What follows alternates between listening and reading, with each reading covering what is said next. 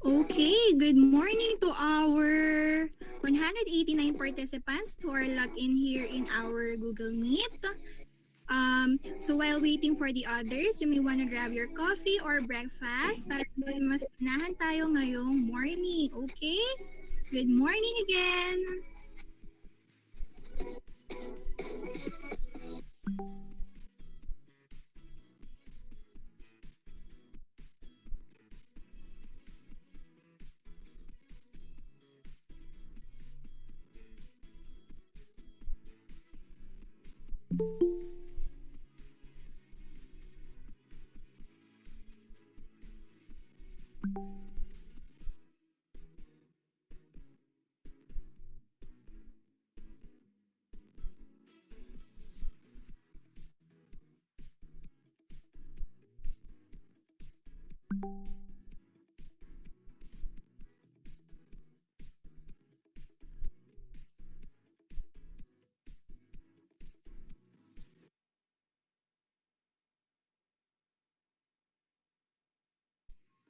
Okay, just a few reminders before we start our session for today.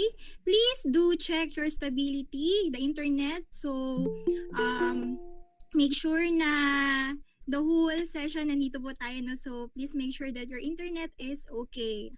Second, please accomplish the following forms, the attendance sheet, and the registration and pre-test that is already presented on your screen.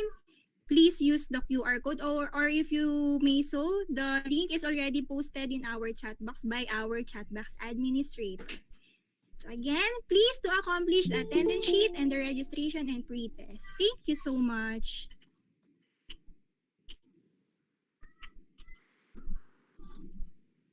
And now before we begin, let us all feel the presence of our Almighty God as we offer Him a prayer.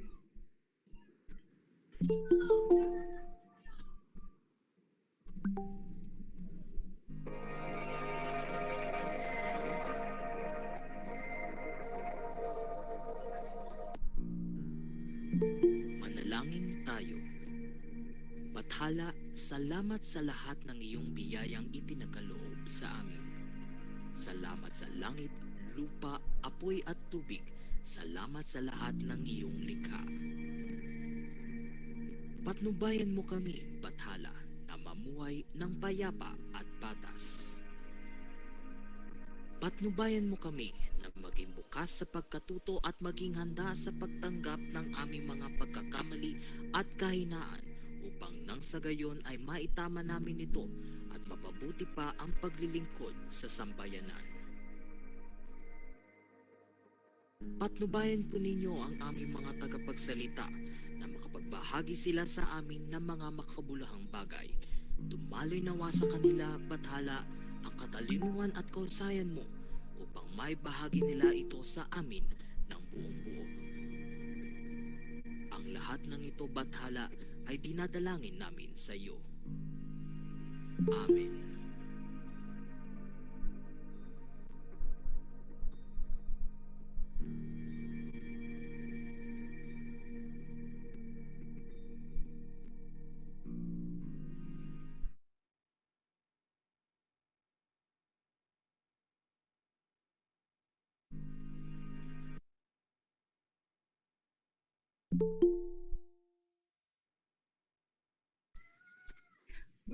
Okay, just a few reminders before we start our session for today.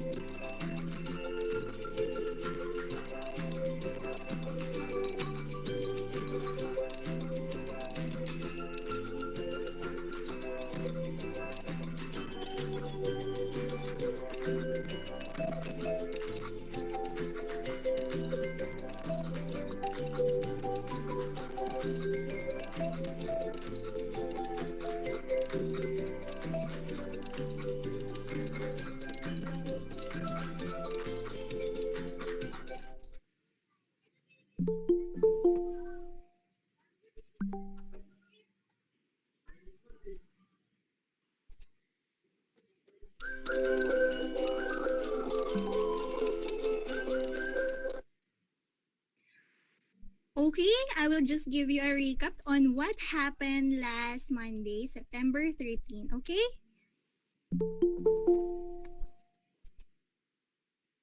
We have a total of 352 participants. There are 241 who participated via Google Meet and also 111 who participated via YouTube live stream. So ayan no. So mabibit kaya natin today ang 352 participants. So please be with us until the end of the webinar, okay?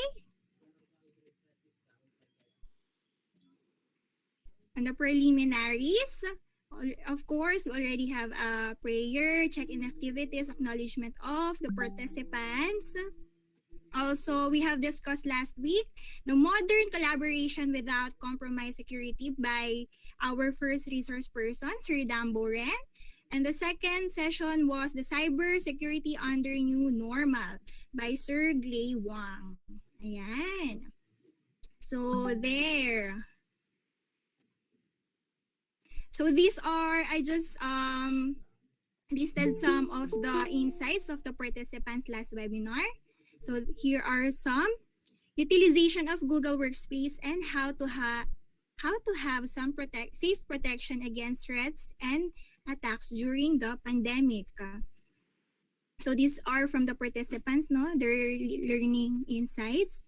As the workplace adapting into new normal in delivering services, it is important to know the hows of becoming secured in all the data we gathered input online. The next, online collaboration tools are within reach. Grab it. Securing devices is everyone's responsibility securing it. The next is I learned how to maximize the Google Workspace in productivity, collaboration, and security operations. And Now, this is to acknowledge the participants properly. So, if your field office is called, kindly greet us a good morning. Okay? Thank you. So, nandito na po ba ang mga taga-FO1? You may open your microphone po or just use the chat box. Ayan, good morning from Nueva Ecija. Then, FO2, nandito na rin po ba? Good morning. Ayan, good morning, sir. Good morning, ma'am. Good morning.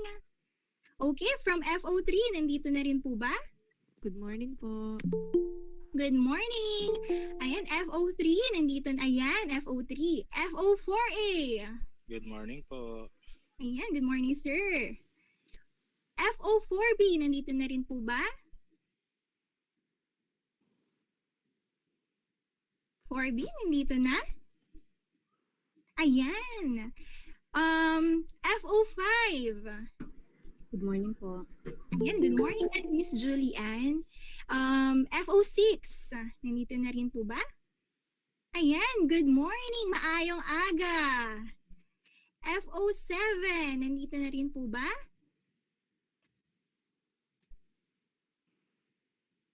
FO7, ayan, good morning. I see sa ating chat box, no? FO8, nandito na rin po ba? Okay, ayan. FO9. Ayan, Good morning. good morning. Ayan, good morning, sir. FO10, nandito na rin po ba? Good morning. Good morning. Good morning. Ayan, marami tayong participants from FO10. FO11.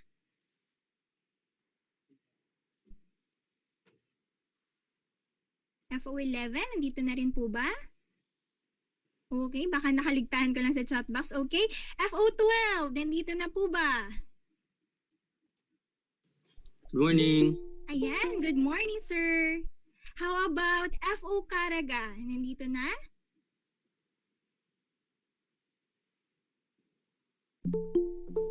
Okay, FONCR. Ayan, good morning. Good morning. Okay, FO Car. Nandito na? Ayan, FO Car. At syempre, last but definitely not the least, nandito na ba ang mga taga Central Office? Good morning. Ayan, good morning. Morning. Ayan, thank you so much. So I guess kumpleto na ang ating participants from all the field offices. So we can now proceed.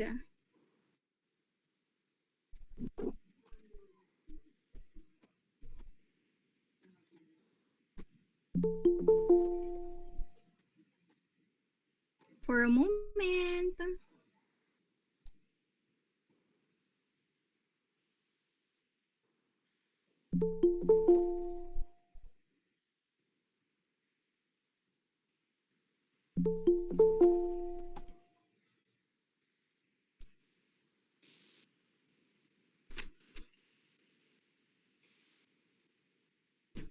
So again, good morning to our 214 participants who are logged in here in our Google Meet. This is Eileen Arden from the Learning and Development Division of HRMDS Central Office. I welcome you to the Cybersecurity Awareness Webinar Series, Session 4 and 5. So again, do your part, be cyber smart. Okay.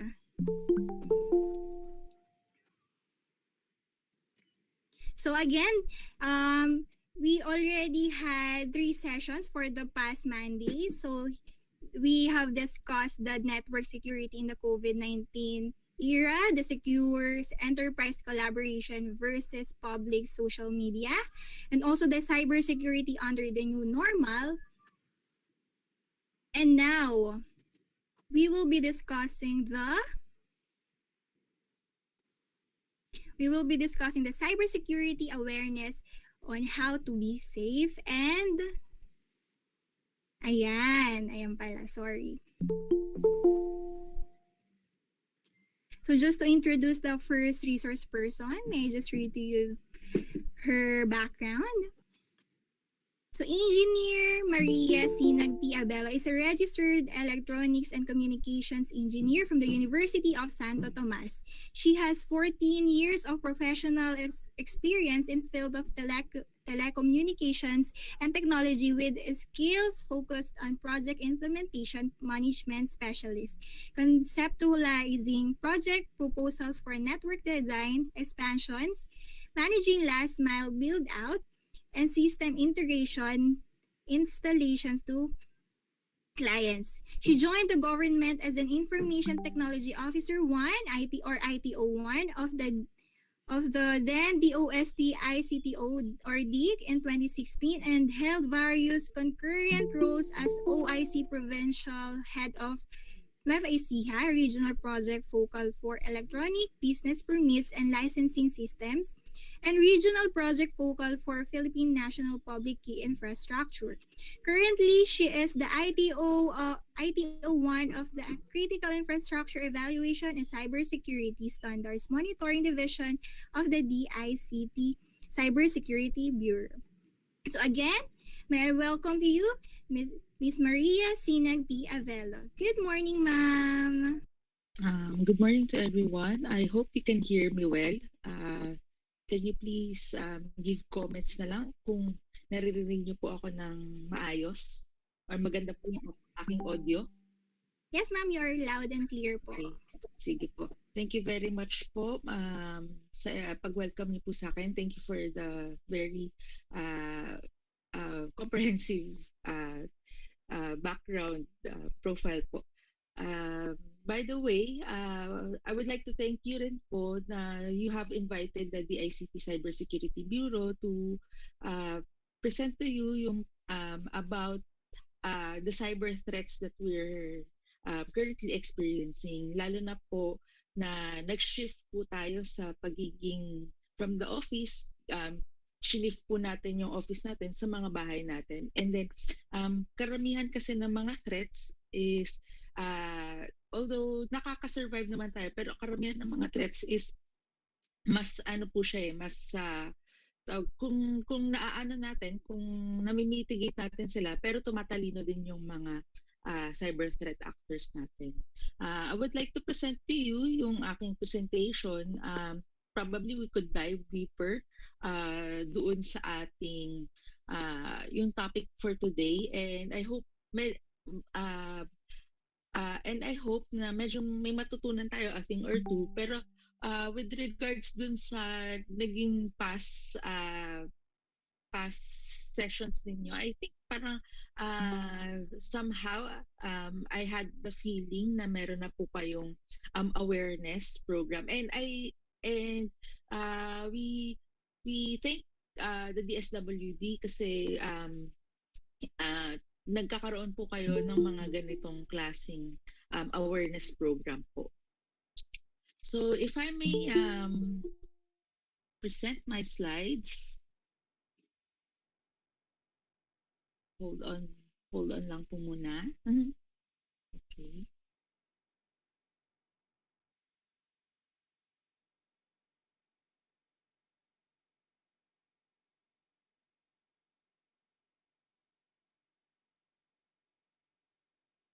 Okay. All right. So I hope you can see my slides now. Nakikita niyo po ba yung slides? Yes, ma'am. I-confirm na lang. Okay. Thank you very much. So my presentation is all about awareness and yung mga cybersecurity threats natin ngayon. Lalo na nagpunta tayo ng new normal, ano. Okay. So kung makikita ninyo dun sa slides natin, I have some data or parang statistics on a Philippine setting. This statistic is from the We Are Social, yung Hootsuite. And then our statistics is based on the Philippine setting. Actually, Hootsuite or We Are Social, they are parang nagpapalabas sila lagi ng mga statistics. Actually, for the past, I mean, 2018, I think as early as 2018, nagpapalabas na sila ng mga statistics based on every country. So, ang present ko po sa inyo is on the Philippine setting po. This was uh, uh, the statistic is dated nung January 2021. Next year, malalaman din natin kung ano yung tawag dito situational report or yung cybersecurity ano natin or yung paggamit natin ng ICT media or uh, ng social media din po. So with this, the device ownership po, the percentage of internet users based on 16 to 64 that owns a device. So almost all Filipinos on the age of 16 to 64 owns a mobile phone anytime. Medyo nagiging popular na rin yung smartphones natin. So makita ninyo for every 16 to 64 popular na yung smartphones. Kung bago man siya or pinaglumaan. Pero karamihan ng mga ginagamit po natin ngayon is may smartphones na po tayo. As well as makikita ninyo 16 to 64, everybody 73%, 77% of them they own a laptop or computer. Ito ay nagkaroon po ng rise from 2020 to 2021 kasi nga we shifted our schools, our work sa bahay. So hindi tayo makakapagtrabaho kung wala tayong mga laptop or desktop or computer, hindi tayo makakapag-aral. So makikita ninyo parang there is a 20%, I think that is 20% na increase from 50%, I think 50 or 60 yata, mga 15%, there has been an increase, significant amount of increase po. No? And then, of course, yung tablet, almost the 16 to 64 people owns a tablet, as well as there are also trends in um, gaining yung mga other ICT equipment like yung TV streaming or gaming consoles, and then yung lalo na nagkaroon din ng trend for the wearables or the smartwatches, no. Okay, next is these are the daily time spent on media. Did you know that Philippines is the most tayo yung malaking or matagal nang binababad natin dun sa internet, no? Among all of the countries, tayo talaga yung number one po tayo. You can see that on yung the statistics of We Are Social. Makikita nyo naman, no? Kasi almost half of our lives, we spent them using the internet. So around 11 hours of our 24 hours. So almost half na yon ng buhay natin. Minsan nga kinapupuyatan pa natin yung internet po, no? And then and syempre, ano ba yung mga ginagawa natin sa internet? So almost 3 of the 11 hours that we spend uh, we spend them watching or streaming, no? So naging popular yung streaming sa YouTube, sa Netflix, and at iba't iba pang streaming platforms. Syempre very popular po yung YouTube. And then also we spend the 11 hours nung ating pagbababad sa internet is we spend 4 hours sa social media. So syempre nandiyan na yung si Twitter, nandiyan na si Instagram, na very popular, si Facebook, and among others, marami pa dyan. TikTok, siguro kasama na rin yan dyan. Kasi sabi nga nila for the boomers, ang ano nila, ang choice po nila of social media is Facebook. For the Gen Y or for the millennials is yung Twitter or yung Instagram. Pero ngayon, with the advent or yung with the rise of the Gen Z, mas preferred nila yung social media on TikTok naman. So, based on dun sa ginagawa natin sa pag-stream and sa pag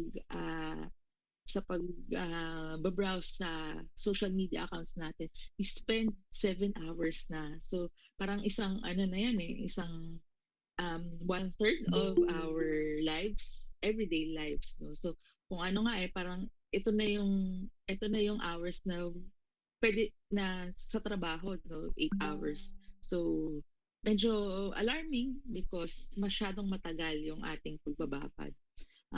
Syempre, hindi din mawawala po yung spend time in reading. So, kasi kumukuha din tayo ng mga news doon um, sa mga social media.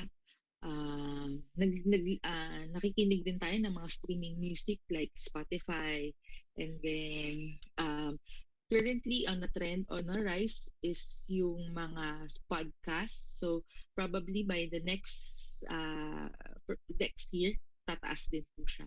Also syempre hindi din mawawala yung mga playing games. So tumatagal din tayo ng 1 hour and 30 minutes po playing games po. So, I have here the top websites by traffic, no? So, ito po ay galing po, yung data po na to ay galing po dun sa mga um, SEO or search engine optimization companies. I have uh, three companies na na-record nila kung ano yung mga pinupuntahan po ng mga dito sa Philippines. So, kung magtitingin po tayo on the top 5, this is according to SEMrush. Isa siya SEO company. So, makita natin the top 5 is google.com, Facebook, YouTube, Wikipedia. And then wag na natin masyadong pansinin yung Pornhub. Pero kasi it's a threat din naman na kailangan din natin malaman na ito yung karamihan na pinupuntahan ng mga natin as sa Philippines, no. So it's a threat, pero kasi pagka alam natin yung threat, at least alam natin kung paano tayo mapoprotektahan yung sarili natin. Also, diving deeper is nandyan si Twitter at number 7, at number 6 is Yahoo. And then there is also a trend in tawag dito yung online shopping, kasi number 9 si Lazada. And then going down, nandyan si Instagram, nandyan din si Shopee, and then si Reddit, and then Roblox, yung this is a site na parang for gaming. I think this is very popular sa mga ages 7 to 12 na mga bata. And then pagbaba natin is 17 is abscbn.com, and then Inquirer, 19 is Inquirer, and then 20 is globe.com.ph. And then ito naman is from SimilarWeb, another SEO company na they have recorded yung traffic dun sa ano. So makikita na naman natin, no, na, from 1 to 5, it's Google, Facebook, YouTube. And then top 4 yung Twitter, and then top 5 yung messenger.com. And then pagbaba naman natin, syempre nandiyan na naman si Pornhub. So we have to know kasi yung threats niyan. Later on we will discuss it further. And then number 7 is Yahoo, number 8 is Roblox, number 9 is Shopee, then 10 Instagram, Lazada, Wikipedia. And then dito kay SimilarWeb, they were able to capture yung Netflix.com, and then yung Zoom. Syempre very timely, or very gamit na gamit yung Zoom natin. So na-record nila or na-capture nila yung data na most of us gumagamit tayo ng Zoom and Netflix, no. And then number 17 is TikTok, and then and of course may Pinterest and also some of the porn sites din po, no? So, pangit pakinggan pero ano, nandyan po talaga siya eh. Meron talagang pumupunta doon sa mga porn sites natin. And then, okay. And then number three, this is the top websites na na-capture naman ni Alexa. Alexa is a Amazon company, no? So, this is according to Alexa. Makita na naman natin from the Philippine setting. Meron tayong Google, YouTube, abscbn.com, Inquirer, and Facebook.com. So, kung mapapansin ninyo, no, ang laging top 3 or laging nasa top 5 natin is Google, YouTube, Facebook. Yun yung madalas po nating pinupuntahan. And then, syempre may GMA network. Number 8 is Shopee PH. So you can see the trend na nagiging popular or may popularity uh, ng online shopping kasi si Shopee and then si Lazada. And then number 11 naman dito is si Netflix. So syempre nagsistream tayo ng mga videos, ng mga movies, ng mga TV shows na hindi naman din available dito sa mga local channels natin. So sa kay Netflix nandun silang lahat. Of course, number 12 is Wikipedia, number 13 is google.com.ph, number 14 is Zoom, 15 is Rappler, 16 is amazon.com kasi kay Amazon nga ito. And then si my Shopify, Roblox, Reddit, and another porn site naman din po. So nakikita na natin yung trend po, no?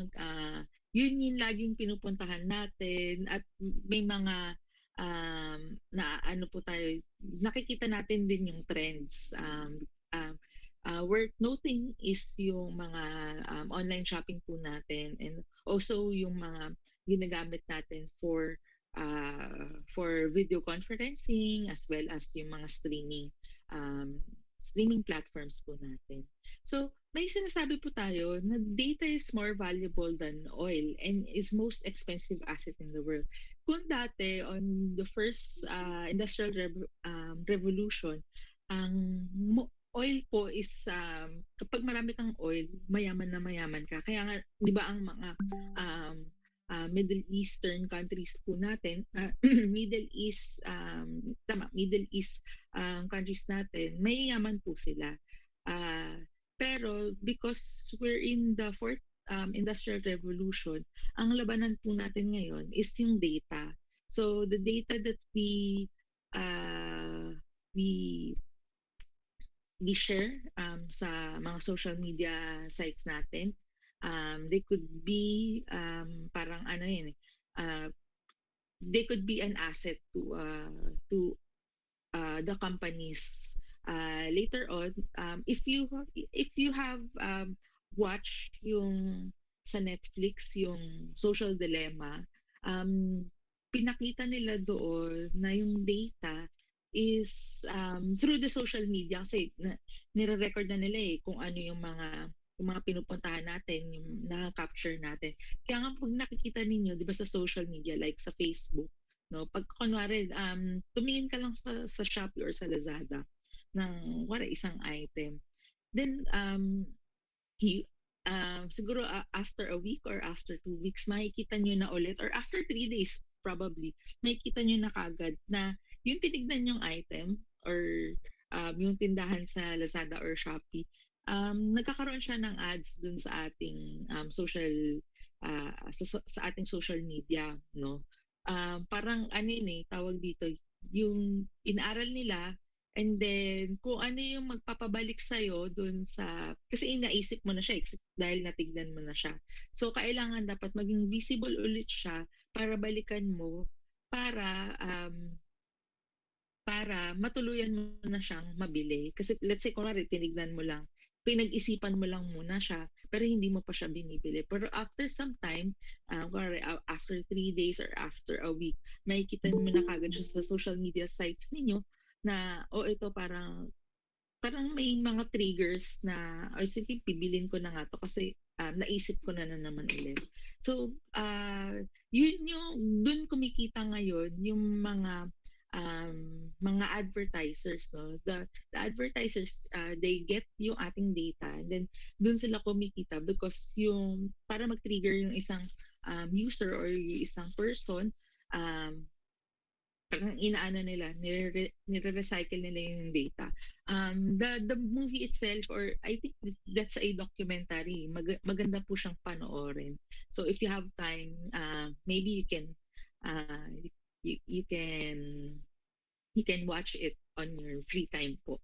Maganda po siya, marami po kayong matututunan. And makikita din natin kung paano tayo dapat mag-ingat po sa social media.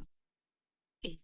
So, next po, I have listed yung mga type top cyber attacks of 2020, 2021. I have listed about four. These are from the website yung ISACA. They are a cybersecurity standards um, na organization. So, may nalist sila mga 7 or 8, I think. And then kumuha lang po ako ng mga around 3 para makarelate po tayo do sa mga cyber attacks po na to, no. So number 1 is meron tayong naging attack or na-report na attack with regards to Finastra. This is a ransomware attack. The Finastra is a London-based firm. Sila yung mga may tinatawag na mga fintech industries like Paymaya or Paymaya, GCash, yung mga Paymongo. So sila yung mga samples of the fintech industries. Now, si Finastra is a London-based company, and then they have yung 1,000 customers or across 130 countries, no. And then they have reported yung ransomware attack na-detect nila nung last April. What's worth noting here dun sa attack ni Finastra is that naka-recover sila. Kasi when we talk about the ransomware, ini-encrypt niya yung data, and then wala ka na, hindi mo naman siya ma-access yung data. And then the attacker will contact you na, o sige, magbayad ka ng money to be able to get yung ating data, no? Or para ma-retrieve mo or ma-access mo ulit yung data mo. Ang magandang nangyari kay Finastra is that nagkaroon sila ng mga backup. Na-backup nila ng maayos yung kanilang mga data. Hindi nila kailangan magbayad ng ransomware. So they were able to recover doon sa cyber attack na yon. And then number 2 is that I think marami sa atin narinig tong yung Zoom na meron silang cyber threat, or nagkakaroon sila ng issues for the security. Sino sa inyo ang natatandaan yung interview ni Mayor Vico na bigla na lang pumasok na tao na nakahubot-hubad, and then natigilan din sila kasi nakakagulat eh. So parang ang nangyari doon is merong Zoom bomber na nakapasok, no? Since then, the Zoom app, they have employed, kasi dati noon is that they have dati kasi yung Zoom kasi hindi siya kumbaga parang nag-bloom or nag-boom yung kanyang negosyo or yung app nito nung pumasok po tayo sa pandemic. And then not knowingly, Zoom were not able to harden their systems, or they were not able to encrypt yung ang video streaming services nila at that time, no, kasi bago nga tas biglang ang laki kagad ng base customer nila kasi halos lahat Zoom ang ginagamit. So ngayon, they have taken cybersecurity issues very seriously by employing or hiring cybersecurity experts to hire then their platform po, no, yung Zoom. And then okay, and then this attack naman is yung sa SolarWinds. Actually, this was the popular attack last year, 2020. It was hard to detect because sabi nga nila, it uh, parang it parang connected na siya sa isang cyber espionage. No? Hindi lang kasi madami kasi siyang napinsala even the US Homeland Security as well as Microsoft as well as Cisco medyo naging most of the organization were naano sila tawag dito affected sila to supply chain yung cyber attack na yan. So even Microsoft and Cisco, no, and yung SolarWinds, they were affected as well. Hindi siya, I would like to point out na hindi lang maliliit yung mga inaatake, pati mga malalaking companies, yung mga multinational companies natin. So um, medyo alarming, but we still have to know it to be able to protect ourselves.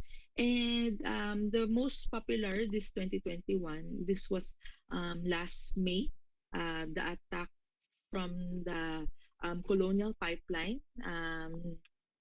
They have used a compromised password, no. So the Colonial Pipeline is siya yung pipeline na sa US na nagsusupply ng oil ng oil sa kanila, no. So ang kwento dito is may na-compromise na password, although hindi naman na compromise or hindi naman na-attack yung operations technology systems nila, but the billing itself, yung mga bills nila, syempre mga data po yun, mga customers data, they were able to get yung mga customers data. With this, until now, medyo inaano pa nila, until now, may mitigation pa rin sila na ginagawa ngayon dun sa Colonial Pipeline. So, medyo no, nakakatakot talaga yung landscape natin ngayon when it comes to cyber attacks. But we always say na hindi na talaga tayo yung hindi na yung tayo yung big ang tanong kasi is hindi na tayo yung kailan tayo kung sino ang mabibiktima, pero kung kailan tayo mabibiktima kasi all of our data is nakapost na lahat sa social media. Probably siguro some of us nagpost na last Sunday, yesterday, no? Kung, syempre, it's a family day. Pinost na natin kung ano yung ulam natin or saan tayo nagpunta. Nagkita-kita pa tayo with our friends na, of course, hindi naman possible sa ngayon. sa ngayon, but kunwari, nag-zoom or nag-video call tayo. We post it to the Facebook. Anong ulam natin, we post it to our social media. Meron tayong yung mga opinions natin about some social issues. Sometimes we post it to the social media, no. So lahat ng data is available na talaga. Kaya ang tanong doon is kailan tayo mabibiktima. And kung if you are familiar with the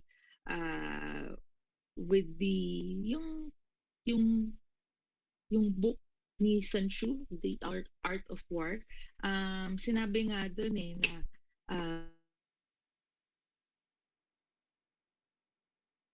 if you know yourself, and you know the enemy, you'll be able to you will parang you need not to fear kasi you can won 100 battles. So, and then moving forward, so, syempre nandito na tayo sa ano sa cybersecurity, no? So, what is cybersecurity? Our definition of cybersecurity, it came from the ITU definition. Mahaba yung definition natin ng cybersecurity, no? Pero the um, in layman's term is that lahat ng to, collection of tools, policies, security concepts, security safeguards, guidelines, risk management approaches, action training, best practices, assurance of technologies that can be used to protect the cyber environment and the organization and user asset. But the very layman's term nito is the cybersecurity is what is our readiness and capability to withstand the attacks against the the the cyber criminals or the cyber threat actors po. So, with DICT, we have yung ating the National Cybersecurity Plan. We have 4 key imperatives there. Pero with this, we are focusing on the fourth key imperative, not to raise awareness of the individuals on cyber risk among cyber users. Kasi we think that the weakest links are we are as strong as our weakest links po. And then, sabi nga natin kanina, the first step in protecting ourselves or protecting ourselves in the cyberspace is to know what you are protecting yourself from. So yun nga yung sinasabi ko nga kanina about dun sa Art of War, kay Sun Tzu, yung kanyang principle na if you know your enemy and you know yourself, you need not to fear the results of the 100 battles po. So if you know the enemy, you can also and then you know yourself, you know how to protect yourself or how to defend yourself dun sa mga cyber attacks po natin. Okay. Next slide is the cyber attack. So, may mga definition lang po ito, yung cyber attack. It's a deliberate exploitation of the computer systems, technology-dependent enterprises and networks. So, they use malicious code to attack or to alter a computer code, a logic, or data, resulting to destructive consequences. Like for example, on the operations technology, some let's say kunwari sa isang uh, power company so syempre may mga distribution yan from the substation then papunta dun yung supply ng kuryente papunta sa mga bahay. Lahat ng mga operations na yon for the distribution, lahat yan is naka-computerized na. What if, kunwari, ang isang cyber threat actor is napasok niya yung computer na yon, na-alter niya yung logic ng pagsusupply ng kuryente sa atin. Pag na-alter niya yon, siguradong magkukos siya ng chaos kasi magkakaroon ng brownout na sa tingin naman natin or let's say kunwari sa tingin ng power company wala namang nangyari kasi based on their monitors functioning properly, pero hindi na nila na-detect na meron ng inalter para ipakita lang na functioning properly but hindi pinapakita na ito na pa yung nangyayari dun sa mga systems po natin. So, yun, sample lang naman yan ng cyber attack but of course, it can lead to destruction, it can lead to chaos, it can lead to misinformation. Also, pwede siya makakuha ng mga data. No? So, okay, moving forward, we have the cyber threat actors.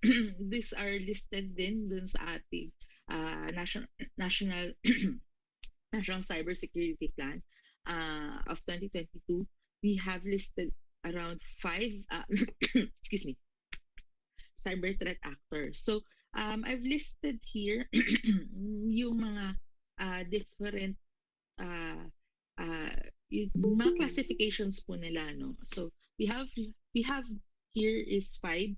So number one is yung mga script kiddies. So one of the cyber threat actor na script kiddies is that hindi talaga sila skilled hackers, but of course, syempre probably ito yung mga nag-aaral ng coding, ng mga um, nag-aaral sila ng coding, nag-aaral sila ng networking or of some sort. And then somehow kasi there are several sites, let's say GitHub. If you're familiar with GitHub, uh, may mga codes kasi doon na pwedeng mong i-test, and then you can, parang it's a library of some sort of codes na pwede mo siyang i-test, and then um, let's say kung gumagawa kayo ng project kung ano man, may mga available doon na parang samples. So the script kiddies, hindi talaga sila skilled, pero once they run the code, let's say dun sa ano nila, dun sa nire-research nila, once na nirun nila yung code, hindi nila alam talaga kung ano yung magiging effect or yung magiging output or magiging result ng code na yun. But kaya kailangan din tayo mag-ingat sa kanila is because tawag dito, what if kung kunwari nag-research ka on a particular operations or particular code, naka-connect ka dun sa production or dun sa buong network ng kumpanya, and then niran mo yung code na to without even knowing that kung ano man yung outcome or result ng code na yan, malware pala yung naran mo, and then naapektuhan yung buong company ninyo. So merong some kind of destruction din to kasi hindi niya alam kung ano yung nangyari doon kasi tinest lang niya. So with that, for the script kiddies, dapat kung kunwari magte-test kayo, i-separate ninyo yung network ninyo na para hindi to affect yung the most of your network. So kung may ma-affect man, ito lang kasi parang nasa controlled environment po kayo. Okay. And number two is the insiders. So these, sabi nga natin, it's insider bombers to the organization and the system. No? Kasi sa cybersecurity, hindi lang system, hindi lang network, hindi lang software ang tinitignan natin. Pati yung physical location din natin.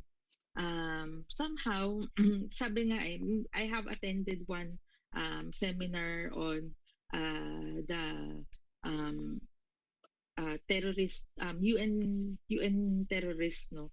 So one of the ano nila is parang pinoint out nila na lahat ng mga security, yung mga assets natin naka-base siya inside on a facility.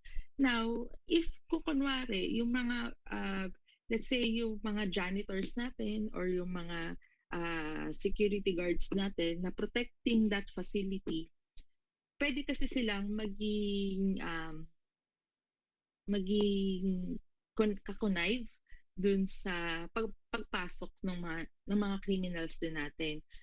Hindi lang naman theft ang yung physical theft na kukunin, pero pwede silang din kumuha ng data doon, pwede silang mag-cause din ng destruction doon sa facility na yun.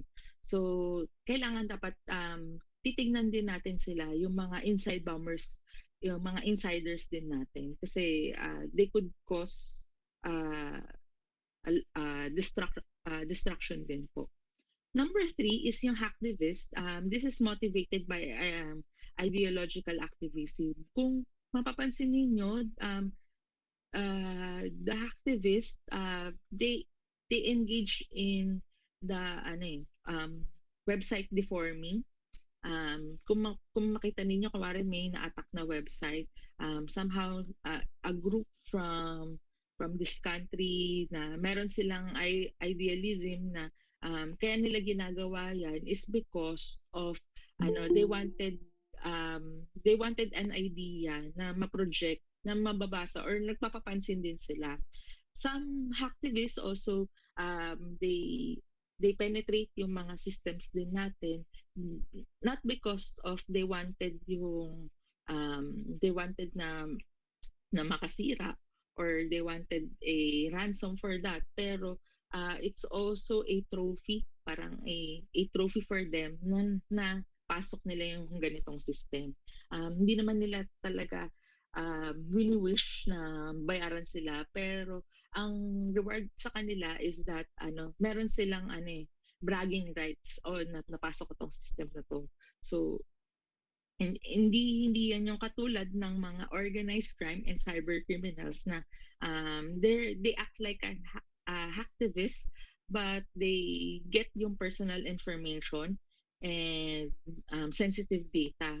So dito nga pumapasok yung mga cyber criminals na about yun nga yung sinasabi nga natin kanina, yung sa ransomware. They encrypt the data and then kukontakin nila yung victim para magbayad ng payment para maibalik ulit sa kanila yung data. Pero sometimes, not knowingly, nagbayad ka na nga ng data pero winipe out naman niya yung data. So parang another, kumbaga patong-patong, parang lagi ka na lang nila bina-blackmail para magbayad ka ng a ransom amount for that.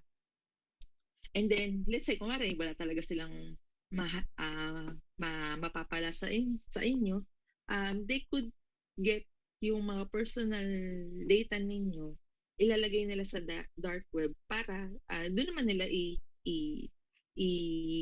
ibebenta sa dark web naman yung personal data natin. So, and the number 5 is yung state-sponsored.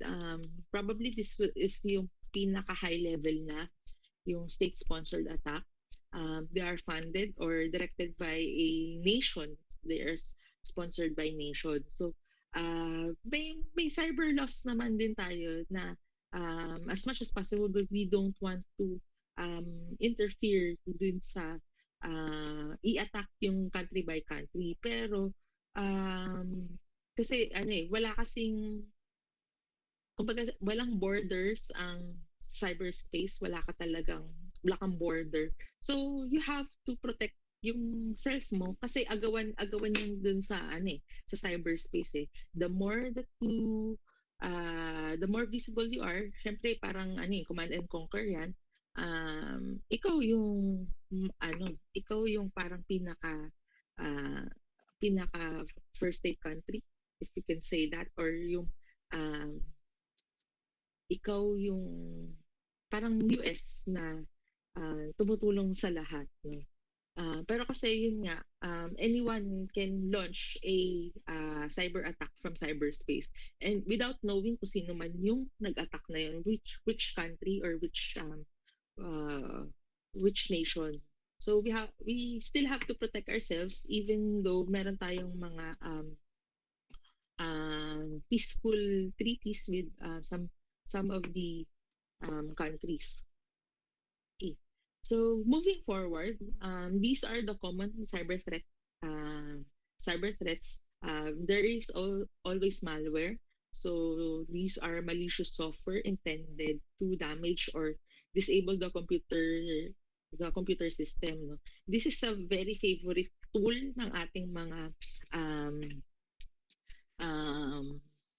ating mga hacktivists, as well as probably siguro the script kiddies, but syempre hindi nila alam na malware na pala yung na-trigger po nila, no.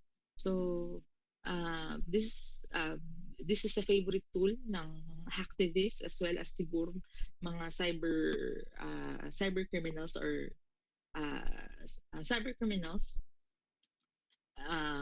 probably mga ransomware, ganon. Also the state-sponsored.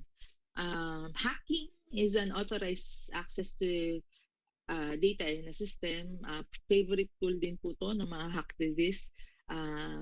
on some level, the script kiddies could be able to um, be their this hacking is their also tool to to get in a system. Pero somehow hindi din nila alam yung masyado kung ano yung end result or yung outcome ng ginagawa din nila. Okay. Number three is yung social engineering. So are the psychological manipulation of people into performing actions or divulging confidential information. Somehow, ang the first time that I encountered this social engineering, no, yung pinaka example niya is that, let's say kunwari you're working on a computer, and then you have to log in with your email and password, no. So yung, let's say kunwari sa isang opisina magkakatabi kayo, the mere fact na gumanon yung katabi ninyo at sinilip nyo kung paano niya i-type yung password ninyo, that is social engineering na he or she trying to hack kasi to know kung ano yung password mo dun sa account mo na yun. So it's parang na siya social engineering of some sort or some kind of. And then other cyber threats.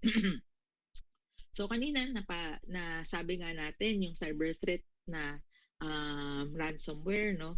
So um ransomware is a subset of malware which the data or victim computers is locked typically by encryption. So ini-encrypt niya yung data, and then payment is demanded for the ransom data. Usually the payment na dinedemand ng mga cyber criminals natin is on the form of cryptocurrency or yung mga Bitcoin or yung mga Ethereum na yan. So dun kasi sila nagiging popular din kasi yung cryptocurrency.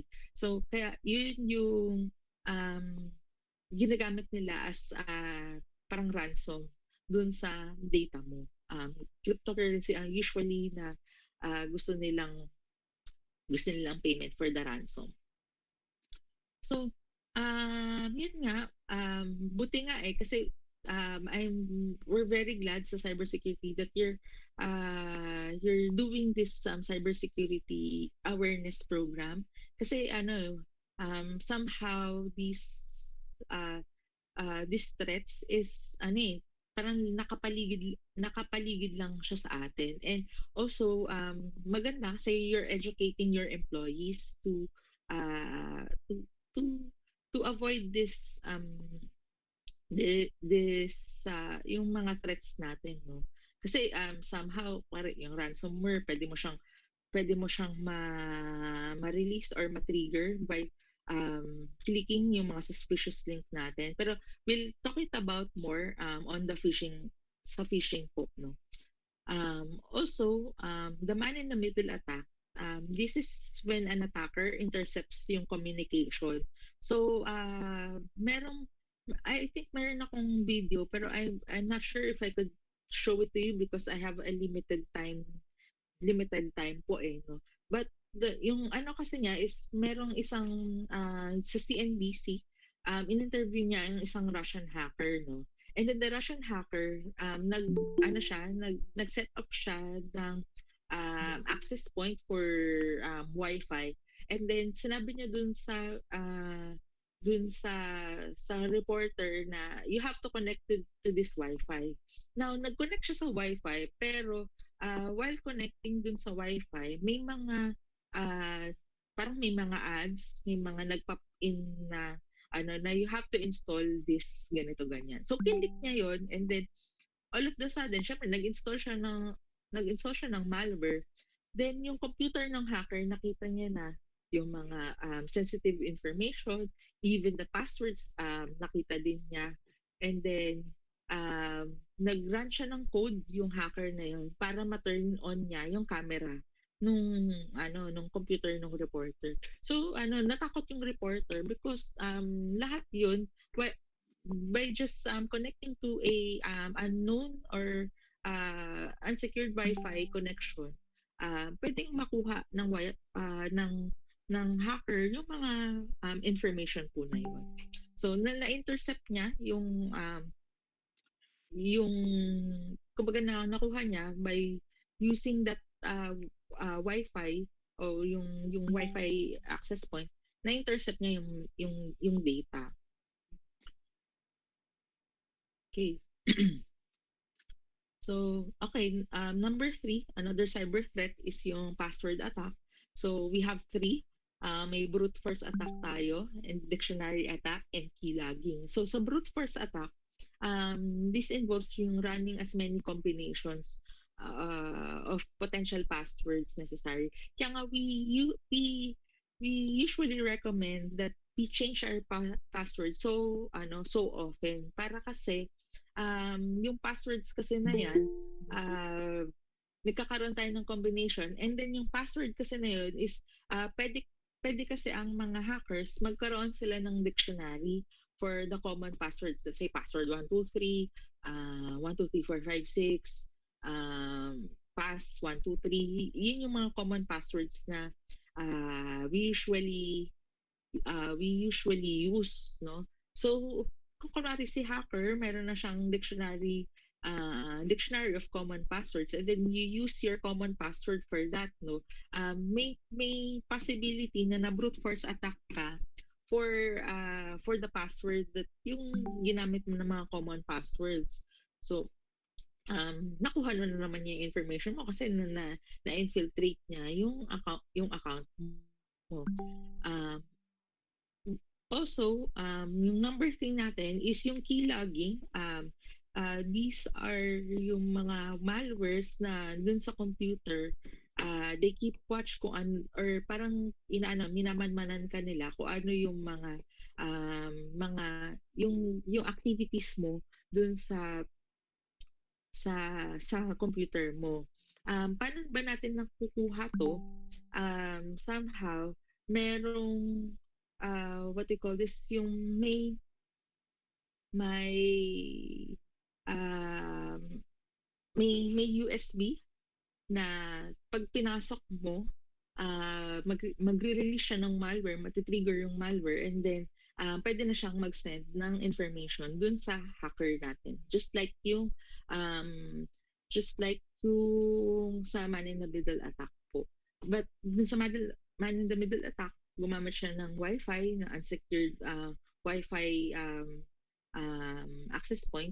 But dito, gumamit naman siya ng USB para i-install yung malware po. So kaya be careful din po sa pag-i-insert po ng mga USB, no, lalo na kung hindi natin alam kung saan galing. Let's say yung mga napulot nating mga USB, naglalakad lang tayo sa daan, tapos may napulot tayo, tapos pinasok natin. Be careful with that also kasi we'll never know, baka may malware din siya sa loob, and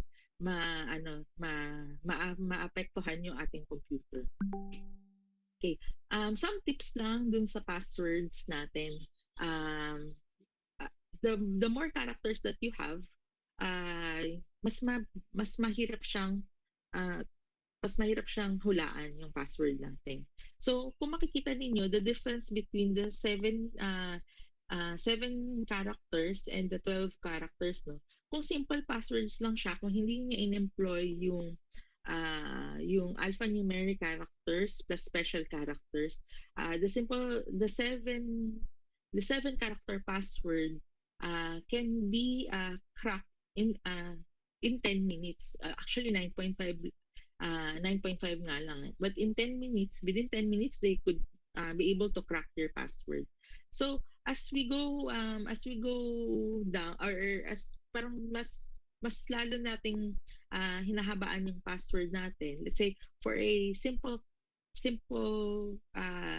password, pag 12 characters na siya, around 2 centuries na yung kung gaano siya katagal makrack, no?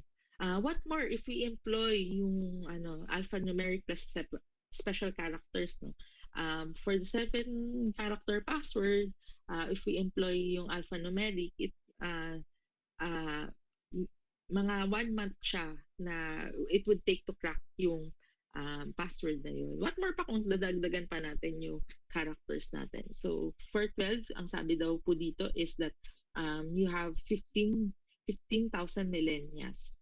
So kailangan lang natin gumamit po tayo or gawin natin komplikado yung passwords natin para magkaroon din ng hard time yung mga cyber threat actors natin na mapasok din yung mga account po natin. Okay. And number 4 is phishing. So distract the users in clicking malicious links or opening unknown attachment. They usually attack din sa email natin eh. And then they provide yung sensitive data such as personal information, then yung mga financial details and also passwords. No? So I have some samples here na mga natin, yung phishing natin. So sa email makikita niyo na So i-check lagi natin yung email natin. So sabi nila galing daw to sa Amazon, but when you look at closely at yung email address, hindi siya nawawala yung A. Amazoncanada.ca lang siya. So from there, that magduda ka na it's a phishing email. And then also dun sa mga what you call this, yung sa body ng email natin, makikita mo na generic yung greetings nila. So para lang at least para hindi personal, maano lang, para lang masabi na, oy, dear client. So, di rin kasi sila sure kung ano ba yung gender preference ng mga pinapadala nila ng email. And also, they also get yung identity ninyo. So, while hovering on those link, makikita ninyo ang target link po niya or ang target URL niya is redirected not dun sa Amazon but redirected to some location or some URL na hindi natin kakilala, na hindi siya Amazon, hindi siya nare-redirect sa Amazon. So yun, kailangan maging mapanuri tayo dun sa mga emails natin, as well as this. Let's say ito yung PayPal or sa mga online banking transactions natin. Kung makikita ninyo these tabs, none of them are linked. So parang lang siya, display or picture lang siya. And then makikita ninyo na anyone can put a lock symbol. Pero pag tinignan ninyo, walang lock symbol dun sa pagka ina-access mo na siya dyan. And then syempre yung mga sign up here, hindi link yung mga yung itong sign up here na to, this is not linked. So we have to be careful with that. Nakitaan mo lang ng lock kasi para masabi natin na secure siya, dapat may lock siya. Pero kung hindi siya lock or hindi siya HTTPS, probably magduda na po kayo na baka phishing site yan. And then also kunwari sa mga social media natin, let's say for example sa Facebook. So this is a Facebook URL, hindi siya facebook.com. Makikita niyo facebook.cixx6.com. So syempre redirected siya from another URL na hindi siya yung tunay na Facebook. They could copy yung interface ng Facebook, pero we have to be careful or we have to take a closer look dun sa mga URL na binibisita natin. Kasi malay mo, kala natin Facebook pero hindi pala. Kasi nakopya na nila yung interface ni Facebook. Kasi madali lang po kopyahin yan sa totoo lang po. Kailangan maging mapanuri tayo doon sa mga binivisit po nating mga sites. Okay, another cyber threat is yung DOS and DDoS attack. The DOS is typically uses one computer and one internet connection to flood a targeted system or resource. The DDoS attack uses multiple computers. So, ang DDoS or DOS attack is that parang flood niya yung highway papunta doon sa targeted server po natin. Let's say kunwari kunwari nagbabrowse tayo kay Google, tas mapapansin natin na ang bagal mag-load nung site na yon o nung Google na yon. Ah, kumbaga parang naano natin na na-observe natin, kunwari yesterday ang bilis, pero today ang bagal niya. Minsan hindi kasi sa internet connection yun. Is how yung mga packets na binabarahan niya yung server po na yun para hindi makarating. So hindi na niya ma-access yung server na yon or yung site na po na yon. Sometimes hindi din sa internet connection um, yung fina-flood niya yung mga papunta dun sa server po na yon. Okay. So, moving forward, so yung cybercrime. So, sabi nga natin, the cybercrime is also known as the computer-related crime. It is a crime that involves a computer and a network. So, and then the computer maybe have been used in the commission of a crime, or maybe it is a targeted computer po. So, kung dati ang crime natin ang mga tools um, kung paano natin i-breach yung bahay, kung paano yung Ngayon ang tool natin ngayon is computers po, ang tool na ginagamit natin sa mga crimes po na to. And then it was first coined by William Gibson in 1982, popularized in his 1984 novel Neuromancer. So actually hindi ko pa ito nababasa po, pero if probably siguro sa inyo po, if you have time or you have uh, the novel, you may also read that. Yun po. With all of this, lahat po ito yung mga threats is lagi tayong minamadali. So sabi nga natin the rushing and the lack of awareness makes a perfect setting for a cyber crime attack or cybercrime. So pagka lagi tayong nagmamadali, we do not take yung a breather doon sa mga ginagawa natin. Minsan na-overlook natin yung mga bagay-bagay na yung pala, inaatake na pala tayo eh. Kaya there are several tips na mabibigay po namin to be cyber safe in the new normal, no? Sabi nga natin mag-backup po tayo ng data natin. Just like yung ginawa po ni Finanza, the fintech company that I presented earlier, is that hindi sila nag-fall under dun sa sa ransomware attack na hindi sila nagbayad ng ransom. So, with that, because they have backup properly yung kanilang mga data po. So, they were able to recover because of their backup data. So, yun po yung kahalagahan po ng pagbabackup po natin. At least meron tayo mababalikan po dun sa And then, na lang po yun parang reconciliation na lang din po. So sabi nga, this is a joke, but pero this parang mapapaisip ka, oo nga kasi sabi, I heard you like backups, so we back up your backups. So sabi natin, may 3-2-1 rule po tayo ng backup.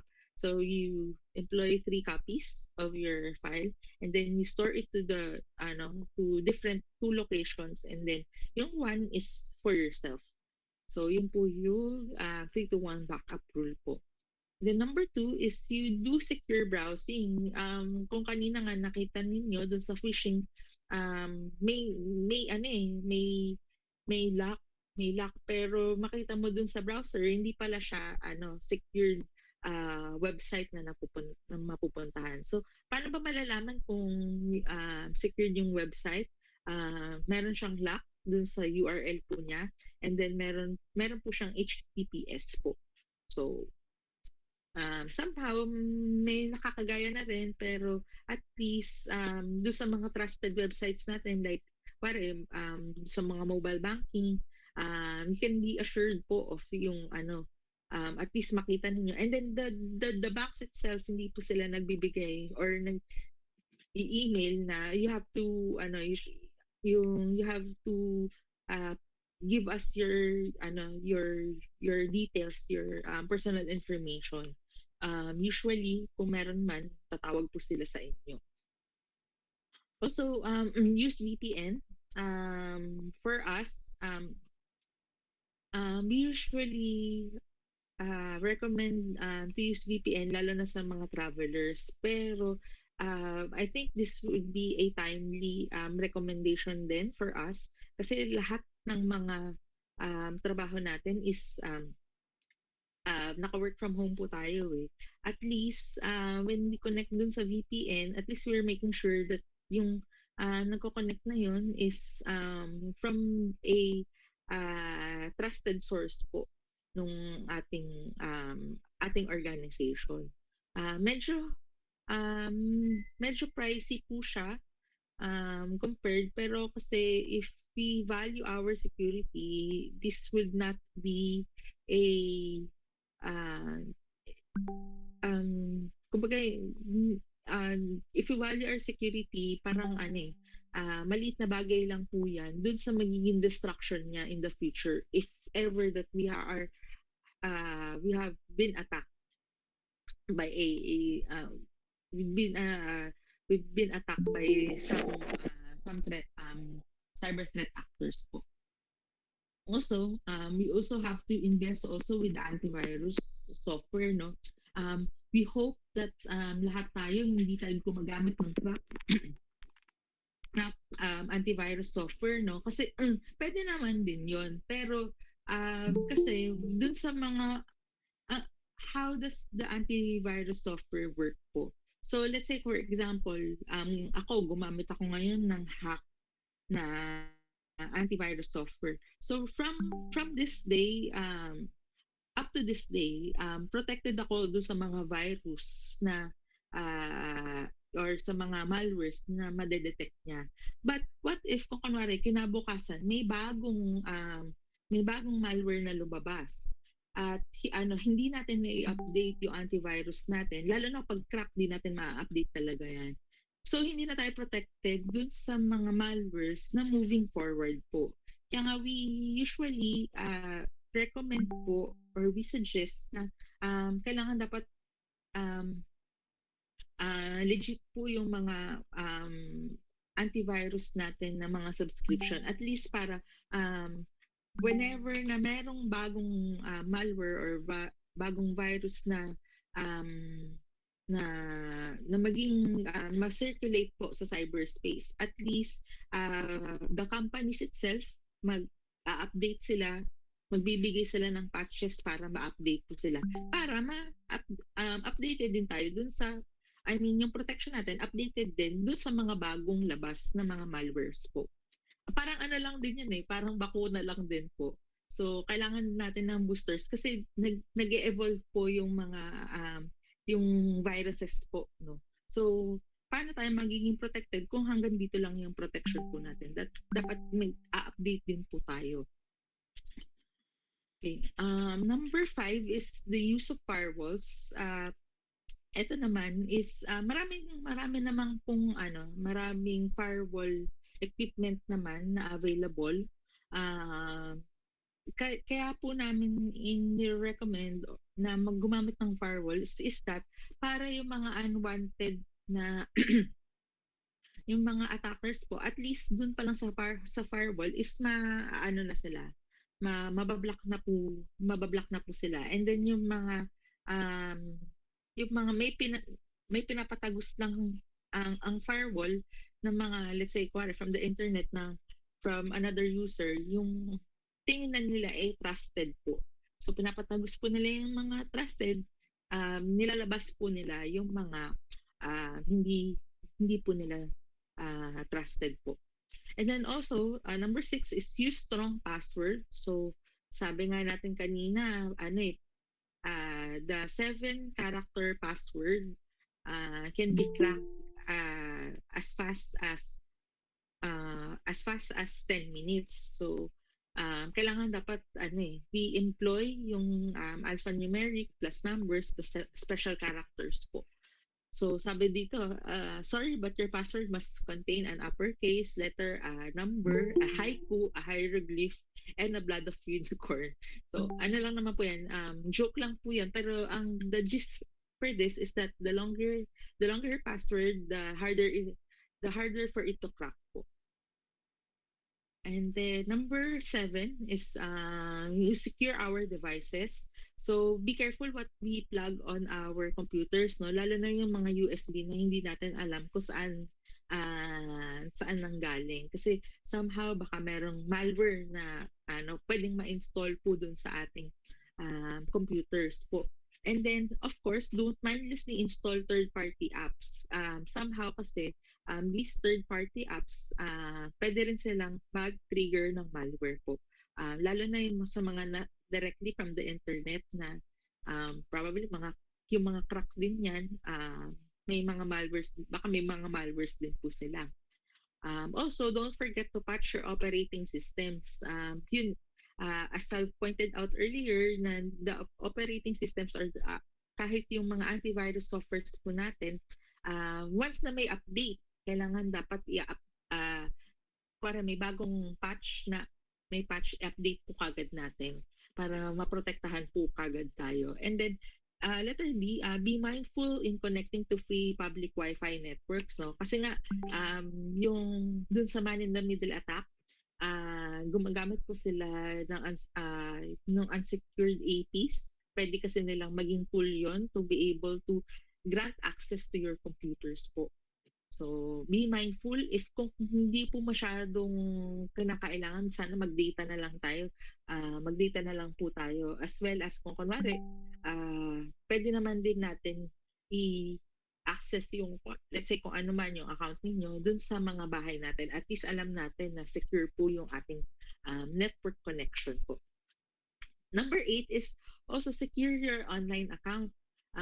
Please use very na po ngayon, very popular, and it's a must na mag-use po tayo ng multi-factor authentication po, no? At least para makita naman natin, or kunwari may activity may may gustong pumasok or gustong access ng yung account, let's say for example sa email, madidetect mo na agad na ay hindi pala ako yun. So pwede mo siyang i-deny yung act na yun para using the multi-factor authentication po.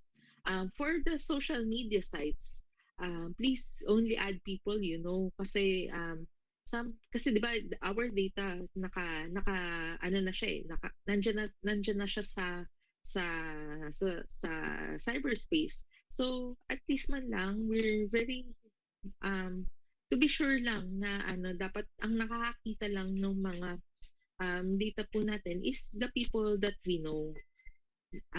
Para lang din mga pangalagaan kasi sama ko say add ka ng friend tas di mo naman alam kung sino yung kumbaga parang may nag-add sa'yo ng friend para magkaroon ka lang ng friend, i-add mo din siya.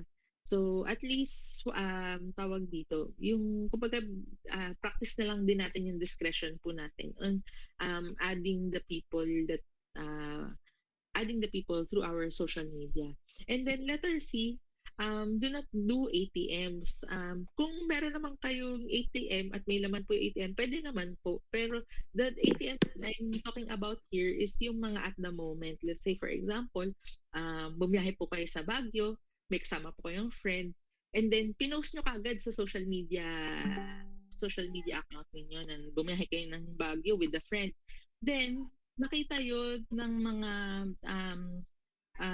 cyber threat actors. Let's say, ay, walang tao pala dun sa bahay ni ganito. Pasukin ko kaya. So, dahil alam nila na wala kayo doon, pinasok nila yung bahay niyo, naakyat bahay naman po kayo. So, pagbalik ninyo dito, ayun, pinasok na yung bahay ninyo. So, at least man lang, let's say, hindi nyo talaga mapigilan na at the moment, at least man lang, pagkatapos na po ng activity na yon, saka po kayo mag-post. At least man lang, umalis kayo, and then, nung nakabalik na kayo, saka nyo po i-post yon. Para at least kung minaman-manan talaga kayo ng mga akyat bahay, at least, pagpunta nila doon, nasa bahay na po kayo. Hindi, kumbaga parang na na-eliminate niyo na po or na-minimize niyo na po yung pag kung may masama man silang balak po. And then number 9 is yung privacy and decency. Kung ano po tawag dito, yung the data or yung mga activities na sinashare po natin, sana po tawag dito kailangan dapat medyo private and decent po. Let's say for example yung sa mga TikTok, like yung mga dance na may nauso dati na yung yung invisible, parang yung ginaganon tas magiging invisible ka.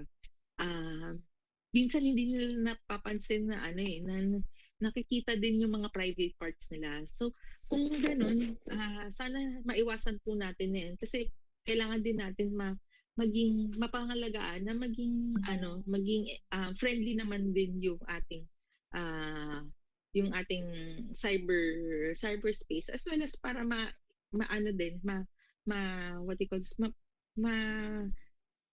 maiwasan din or ma-minimize din yung mga pornographic or mga exploitation po. Ah, ah, mga exploitation, let's say mga salas, ganun po. Para hindi din sila um, maging maging material for ay mga exploitation ng mga cyber sex po. Also, please practice yung awareness and attitude of distrust, no? Yun nga, sabi ko kanina, dun sa pag-friend po natin sa mga social media sites po natin, sana wag tayo mag-add ng yung mga friend requests na basta-basta. Kung ma-verify ninyo kung sino man siya, at least maganda na kunwari tanungin niyo muna before adding. Pwede niyo naman siya i-message yung taong yun kung suspicious po ba kayo dun sa tao po na yun. And okay, and then kung you have to report and ask for help for authorities. For example, may mga exploitation na tayo. These are the cyber complaints na point of contact po natin. I recommend po na to take a screenshot of this para at least alam niyo po kung sino yung pwede nating mapagreklamuhan regarding sa cybersecurity. So nandyan po ang anti-cybercrime group ng PNP, the NBI Cybercrime Division, yung Department of Justice, if you wanted to file a case, as well as for the National Privacy Commission for privacy issues din po, and then the attacks po for the CERT-PH po Division of Cybersecurity. So these are the contact details. You may wanted to save them po para sa reference nyo lang po. So, okay, so mga 2 slides na lang po dito, no? So, probably this will be the parang takeaway lang po for this. As the world increasingly interconnected, everyone shares the responsibility of securing the cyberspace. So hindi lang si DICT ang kailangan ang mga laga sa cybersecurity natin, hindi lang mga companies na mga laga, pati yung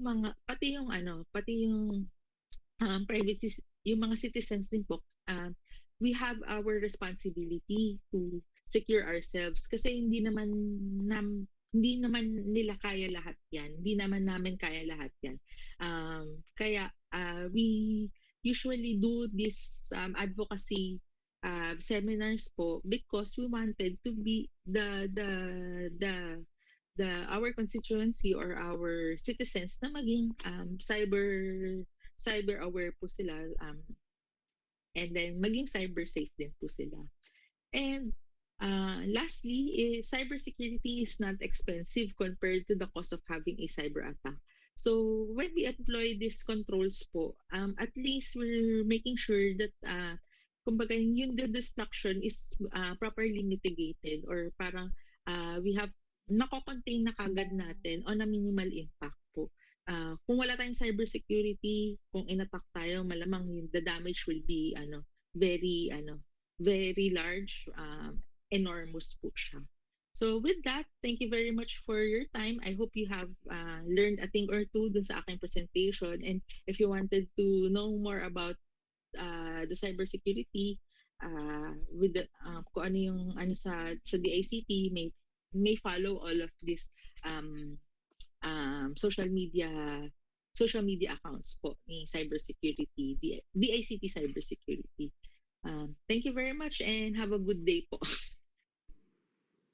All right. Thank you so much, Engineer Abello, for a very informative discussion on cybersecurity and for letting us know more how to be secure online and offline. So to our participants, are there any questions really you wanna ask to our resource person? Okay, first, Miss Abello, I've seen a question here in our chat box from Miss Grayster. Do you have recommended antivirus software po for PC and smartphone? Mm. Actually, we do not want to recommend yung brand, no? Kasi, tawag dito, kumbaga parang we're from the ICT. But kung ano man yung available, let's say for example, with the Windows OS, meron siyang Defender, Windows Defender. You may also use yung Windows Defender. This would be a good antivirus doon. Good antivirus na siya than none of all. So, mas maganda na kung meron kang antivirus, gamitin natin po. Kesa naman sa wala. Parang bakuna lang din po yan eh. The best vaccine is the one that's on your arm. Parang ganun. Yes. Okay, are there any more questions? So if wala na po, we can now proceed to our next session. Okay, for a moment. Okay, just to present the certificate of appreciation for Engineer Maria Sinag Piabello. Okay, I will just read the certificate. Certificate of appreciation is hereby presented to Engineer Maria Sinag Piabello for sharing her valuable knowledge as the resource person of the Cybersecurity Awareness Month. This day, September 20, 2021, via Google Meet, signed by the Cybersecurity Group of the ICTMS OIC Division Chief, Mr. Shin S. Kare, and also the Director 4 of the ICTMS, Director Andrew J. Bubuyog. Thank you so much, Engineer Abello, for having us today. Thank you. Okay. Very much to all po. Salamat ng marami po. You're welcome, ma'am. Okay, before we proceed to our next session, we will be having an Energizer. Okay. So the title of our Energizer for today is Guess the Gibberish. So basically, you just have to guess what's the real phrase behind the words flash on your screen, okay? First item.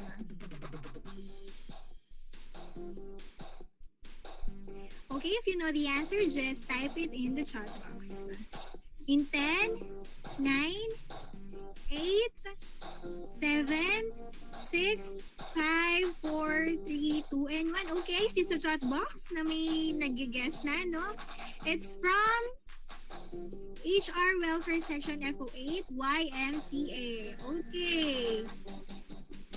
That's the correct answer, YMCA. Next item.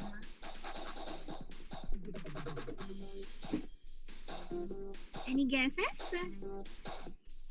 Okay, 10, 9, 8, 7, 6, 5, 4, 3, 2, and 1. I see restriction. YCO, HCO. Okay. So the right answer is ice cream cone from... So Miss Danielle got the right answer. Okay, next.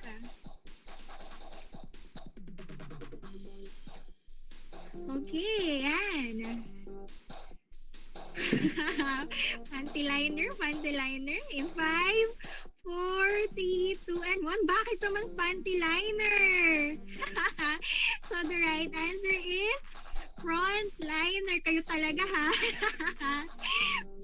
Okay, next item. In 5,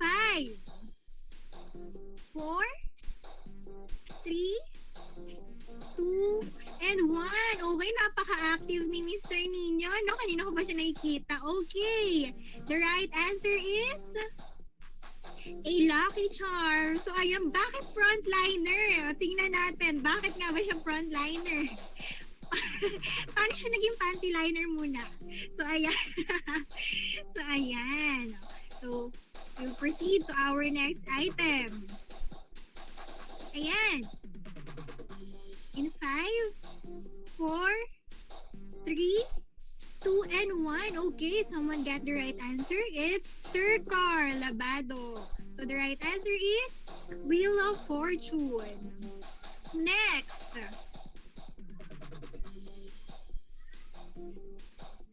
In 5, 4, 3, 2, and 1. Yan, ang gagaling natin mga participants to. Ang bibilis. So, the right answer is never give up. Next.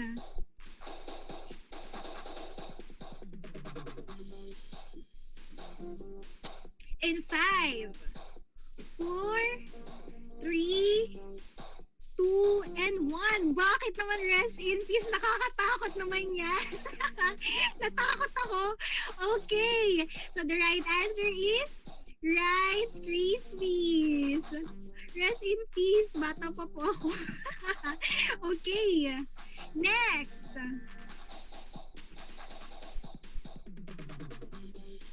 In 5, 4, 3, 2, and 1. Okay, from Sir Clark Solarte. Cheeseburger, is he correct? Okay, the right answer is cheeseburger. Next. Okay, wala na palang next. So, ayan, thank you so much for participating in our morning Energizer. So, we will now proceed to the next session. Okay, to discuss the Philippine National Public Key Infrastructure or PNPKI, the digital signatures, I would like to introduce our second resource person.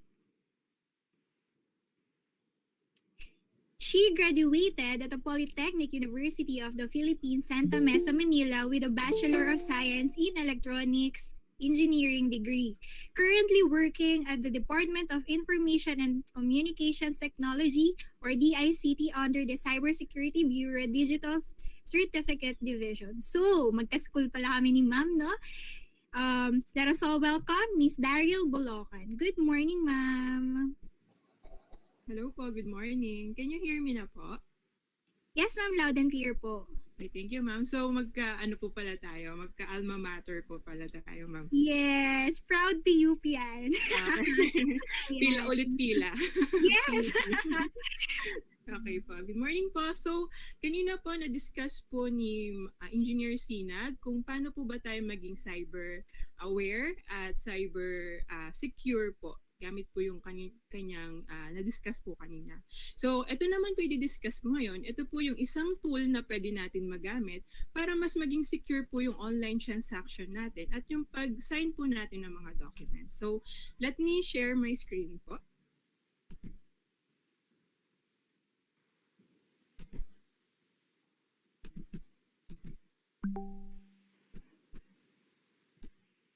Okay po. Nakikita na po ba yung screen ko? Wait lang, slideshow ko lang po. Can you see my screen na po? Okay po. Yes, Thank you po. ma'am. Okay. Wait lang po. So, once again po, in behalf of the DICT PNPKI team, we are grateful for having us here po to share the awareness about the Philippine National Public Key Infrastructure. So, the Philippine National Public Infrastructure is the one of the services being offered po ng DICT. So, let me first give you an overview kung kailan po ba nag-start si PNPKI. So, PNPKI started way back on the year 2013, but it was only on August 2018 na na-transfer po siya sa Cybersecurity Bureau. So, yung Cybersecurity Bureau po Ma'am, has... sorry to interrupt. Yes, The participants po are requesting for a presentation mode po. Okay, ma'am. Okay, Okay, and ma'am. thank you so much. Okay, ma'am. Thank you po. Wait lang po Stop ko lang po ulit. Yes, thank you so much. Thank you, ma'am. Wait lang po Ayan po, ma'am. Naka-presentation mode na po ba? Hindi pa po visible sa screen, Oh, ma'am. Okay. Okay. Wait lang po. In-slide. Pero sa akin po naka-presentation view na. Okay, saglit lang po Baka po need nyo po, ma'am, i-click yung tab upon presenting. Wait lang. I-share ko na lang po ulit. Sure thing. Thank you so much. Okay po.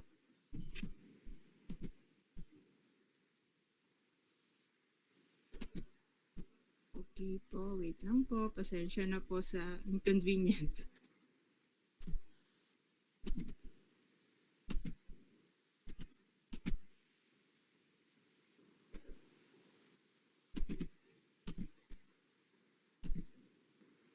Ayan. So, i-share screen ko po. Yan po, ma'am. Ayan, much better. Okay na po, ma'am. Okay. Thank you. Okay po. Pasensya na po for the inconvenience. So, let me get back to my discussion po. So, ayun po, the Cybersecurity Bureau has 3 divisions po. So, namely the National Computer Emergency Response Team or the NCERT and the CIE, CSMD or the Critical Infrastructure Evaluation and Cybersecurity Standards Monitoring Division. Ito po yung division ni Engineer Sinag. So, yung kaninang resource speaker po natin kanina. So, the mandate and the operation and the operation po ng PNPKI is the mandate of the DCD or the Digital Certificate Division po. So, as a whole, cybersecurity is tasked to ensure the secure ICT infrastructure of the government, of the information asset, including the government, individuals, and businesses po. So ito po, makita po natin sa ating screen yung ating PNPKI team nationwide. So aside po from our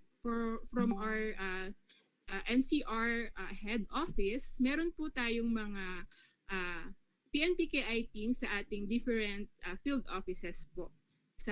For example, sa Luzon may 3 po tayong PNPKI team dyan, sa Visayas 2 at sa Mindanao 3. Sa lahat po ng DICT FOOs po natin, may PNPKI team po tayo. Ang kagandahan po nito kapag meron pong mga inquiry about PNPKI o mga application sa kanilang respective areas, dun, may mga mag-a-assist na po sa kanila ng mga registration authority officers na pwede po nilang pagpasahan application or pagtanungan po.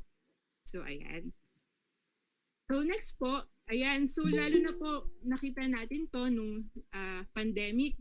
Ang dami pong mga lumabas, lalo na po last year. Ang dami pong lumabas na tungkol sa mga digital certificate. Ayan, may mga sa PhilStar, sa mga social media platforms po natin. Ayan, the ICT offers PNPKI or the Philippine National Public Infrastructure to government offices. The ICT offers PNPKI to government offices. So ayan, ang dami po. Halos ngayon po marami rin po kaming natatanggap pa ng mga inquiry. Ano po ba yung PNPKI? Legal po ba yan? Kailan po ba yung ano niyan, validity? Hanggang kailan po valid po ba yung PNPKI, ganon. So ang validity po pala ng PNPKI once you avail your digital certificate from us, it is 2 years validity po and it is free po. So wala pong charge na babayaran. So what's the clamor all about? So ayan po yung ating points of discussion this morning. So what is PKI and PNPKI? What are the components of PKI? The digital certificate. Ano po yung kaibahan ni digital certificate kay digital signatures? And also, ano po yung mga benefits ng PNPKI sa paggamit natin ng tools na ito para maging secure tayo sa online transaction.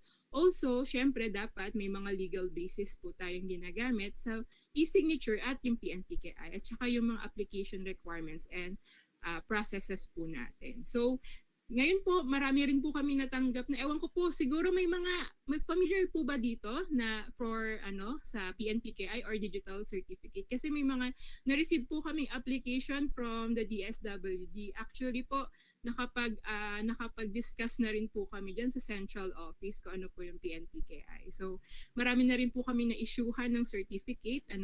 So, siguro po may mga ilan po sa mga audience natin na familiar na rin po sa digital certificate. Ayan, si Ma'am Cherry, yan. Meron na-issuehan na rin po siguro. Ayan, sa region, ayan, sa mga region po pala, meron na po sa Region 6. So, i-discuss po natin yan. Ano po ba yung PNPKI? So, PNPKI is the Philippine National PKI. Or kasi si PKI or Philippine National PKI or Public Key Infrastructure, it is operated by the Philippine government. So, ano po siya, more on branding. Kasi po si DICT or so national government po yung nag-ooperate po ng PKI. So, yung PNPKI, more on branding name po siya. So, ini-aim po niya para po ma-secure yung ating transaction online po. So, ayan. So, P, yung PKI po means P, public, because it is meant to be shared to the public. And T, para po yung usual na susi na pinangsisecure natin sa mga ating important belongings. Ganon din po yung po niyan, yung concept yan. And I is for infrastructure. Para rin po yan yung mga basic facilities po natin, mga physical facilities. Meron po tayong mga hardware and software para po dito sa technology na PKI. So, in simplest sense po, the PKI is the way to identify people, organization, and machines po.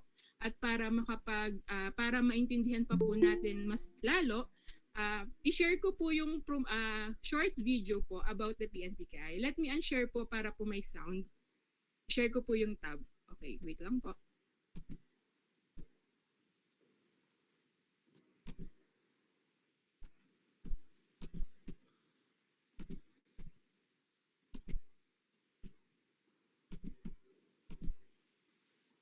Ayan. Kita na po ba yung tab? Yan, yes ma'am. Okay. Yan, may sound naman po. Many are unaware of the dangers Yes, lurking ma'am. on the internet. Okay po, Fraud, thank you po. identity theft, and data tampering are the common security issues faced by users. As government agencies increasingly shift their services online, the need to address these issues and provide mechanisms for a safe, time-efficient, and cost-efficient online services and assistance to the public also increases.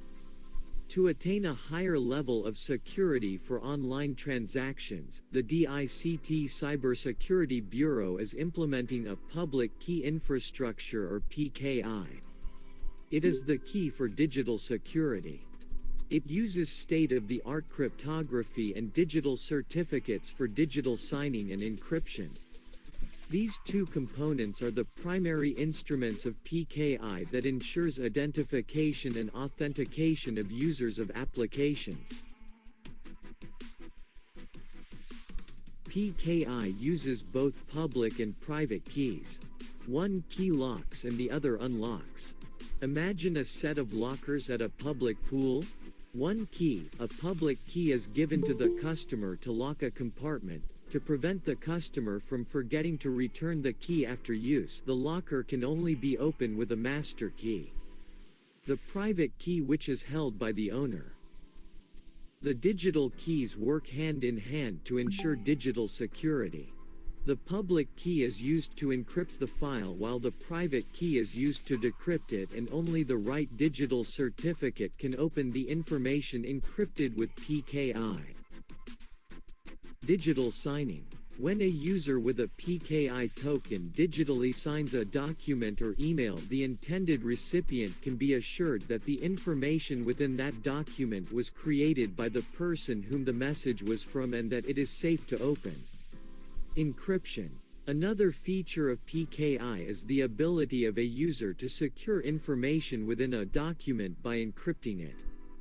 The encrypted document cannot be decrypted or altered by anyone without a private key. This means that the information is safe during transmission and storage. Validation. The ability to use the information within the digital certificate for validation services is another important feature of PKI. The digital certificate contains reliable information about the owner's name, birth date, public key, and the date of issuance and expiration of the certificate itself. When users avail of government online services, digital certificates play a major role in the application and verification process. The information within the digital certificate can be used to ensure that a transaction is being done by the right person. Traditionally, when transacting with the government, one has to physically appear and present a valid ID to confirm one's identity. With online transactions, there is no need to go to the government office and present a valid ID. Your PKI is your online valid ID. With citizens being able to transact with the government online, there is no need to go to government offices and spend so much time in long queues, saving them time, effort, and expenses with these services. PKI enabled the public can now trust online transactions. How to get a digital certificate? Digital certificates are created by a trusted certificate authority. As mandated by law, the root certificate authority will be the Department of Information and Communications Technology. This means that all digital certificates will come from DICT. The citizens and the government employees can get their PKI tokens at Certified Registration Authorities or RAs. Initially, RAs, as defined by the project, will be the 4 agencies implementing the Unified Multipurpose ID or UMID. SSS, GSIS, Full Health, and PAG-EB. Other RAs will be identified later. With PKI, the goals of achieving secured networks and online data exchange will be achieved. Ayan po yung ating short video po for our PNPKI. Wait lang po, i-share ko po ulit yung aking screen.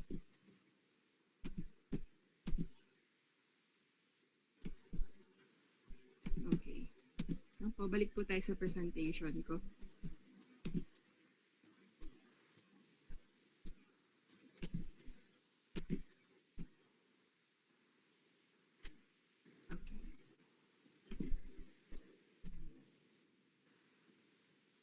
Ayan, naka-presenters view naman po ulit, no po? Yes po, ma'am. Okay po, thank you po. So ito po, magpapakita po ako next ng mga scenarios po natin na for our government going to digitization na po. So alam po ba natin itong scenario na po na to, lalo na po yung number 1 na picture? Saan po ba natin makikita yung kadalasan? Ito po yung mga in-demand na in-demand na papers po natin na ginagamit. Ayan. So ito po yung pagkuha ng mga NBI po clearance or mga police clearance. So since in demand po yung pagkuha ng NBI, kasi yan po yung ating, for example, mag-a-apply tayo ng trabaho or isa po yung NBI or police clearance sa pangunahing hinahanap po sa atin. So hindi po natin ma-avoid yung ganyang scenario na long lines po. At also sa pagkuha po ng business permit, siyempre po para po makapag-operate po tayo ng ating business legally, kailangan natin kumuha ng business permit. So, hindi po talaga may iwasan yung pagpila ng mahahaba. At syempre, tiresome po sa atin yan, nakakapagod, at hindi natin mamamaximize yung oras po natin. But, ito po yung solution yan. Si NBI po ay naglabas na po ng portal po, parang registration, online portal po nila. So, ayan na po, na-streamline na po yung process nila. So, hindi na po pipila yung mga applicant dun sa NBI, parang by appointment na. All you have to do is to register on their portal, input the needed information, at yung bayad din po, pwede na rin po tayo magbayad sa 7-Eleven, GCash, or Paymaya, o sa mga bayad center. So, mas convenient po sa mga public or sa masa, or yun nga po sa mga public, yung pag-apply ng NBI clearance. And then also, meron din po tayo sa GSIS, may mga online services at platform na rin po sila, at SSS, also yung mga sa POEA. So yung mga po natin, mga government offices na rin po, is going to digitization na, para na-streamline na po yung process. So, at ito rin po, inilabas po ng DICT, yung Electronic Business Permit and Licensing System. Same concept po, mag-register, input po yung mga needed information, and then mayroon na pong appointment para makuha po yung business permit, kung saan man pwedeng i-claim yung ating mga business permit. So in that sense po na-streamline po natin yung process. At scenario number 2, ayan, so sikat na po ito, lalo na po sa mga tiga NCR, saan po ba itong matatagpuan yung place na yan? Ayan po, may mga pa-rush pa po, rush resibo, we accept rush job, ayan, mga diploma, sabi nga po nila, kapag gusto mo maging attorney or engineer or doctor, just a minute lang po, punta ka lang dyan. Ayun, meron ka ng fake license or kaya fake birth certificate. So ayan, sa mga chat po natin sa Recto University, ayan, yun nga po yung tinatawag nila, Recto University. But dapat po, maiwasan po natin yung ganitong pangyayari kasi syempre po, bakit po ba sila kumukuha ng mga fraudulent mga fraud documents para po makapagloko ng tao. So ito rin po yung iniiwasan natin mangyari. Katulad po niyan sa COVID-19 crisis po natin, mga peking IATF passes, so nakumpiska sa Recto. So ayan po yung mga fraud documents. But may mga solutions na po tayo dyan. Ayan po, sa paggamit ng barcode and QR code. So yung barcode po natin, napansin nyo po ba kapag kumuha na po kayo ng, for example, birth certificate sa PSA or marriage certificate, meron po silang mga barcode doon. So kapag in-scan po yun, ma-check po natin kung authentic po ba yung, yung birth certificate or the marriage contract or ano po yung document na kinuha nila sa PSA. Also, yung mga optical character recognition, ayan. At syempre po, yung digital signature. So, ang i-discuss po natin ngayon, kung ano po ba yung mga security features ng digital signature using the PKI technology. So, ang kaibahan, ano po ba yung kaibahan nito sa usual electronic signature na ginagamit natin?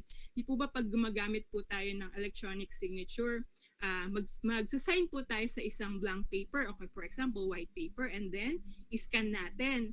And then, once we have scanned it, ika-cut natin, tapos ipipaste na lang natin sa document, and then pwede nang isend. But wala pong security features na tinatawag kasi malay niyo po may nagkaroon ng access yung isang tao dun sa scanned na photo po ng inyong signature, and then i-affix na lang po sa certain document with a bad faith po. So ano po 'yun? Wala pong security features 'yun. So ang di-discuss po natin at itatakal natin today, ano po ba yung mga security features na pwedeng ibigay ni PKI po sa ating digital signature. So ito po, scenario number 3, work from home due to COVID-19. So starting last year, I think March po, di po ba, nag-start na po tayo mag-work from home to avoid the infection of COVID-19. So syempre po, para po mabigay pa po natin yung serbisyo sa publiko, hindi po ma-hamper ang ating trabaho, kailangan po natin ng mga ICT tools like the internet.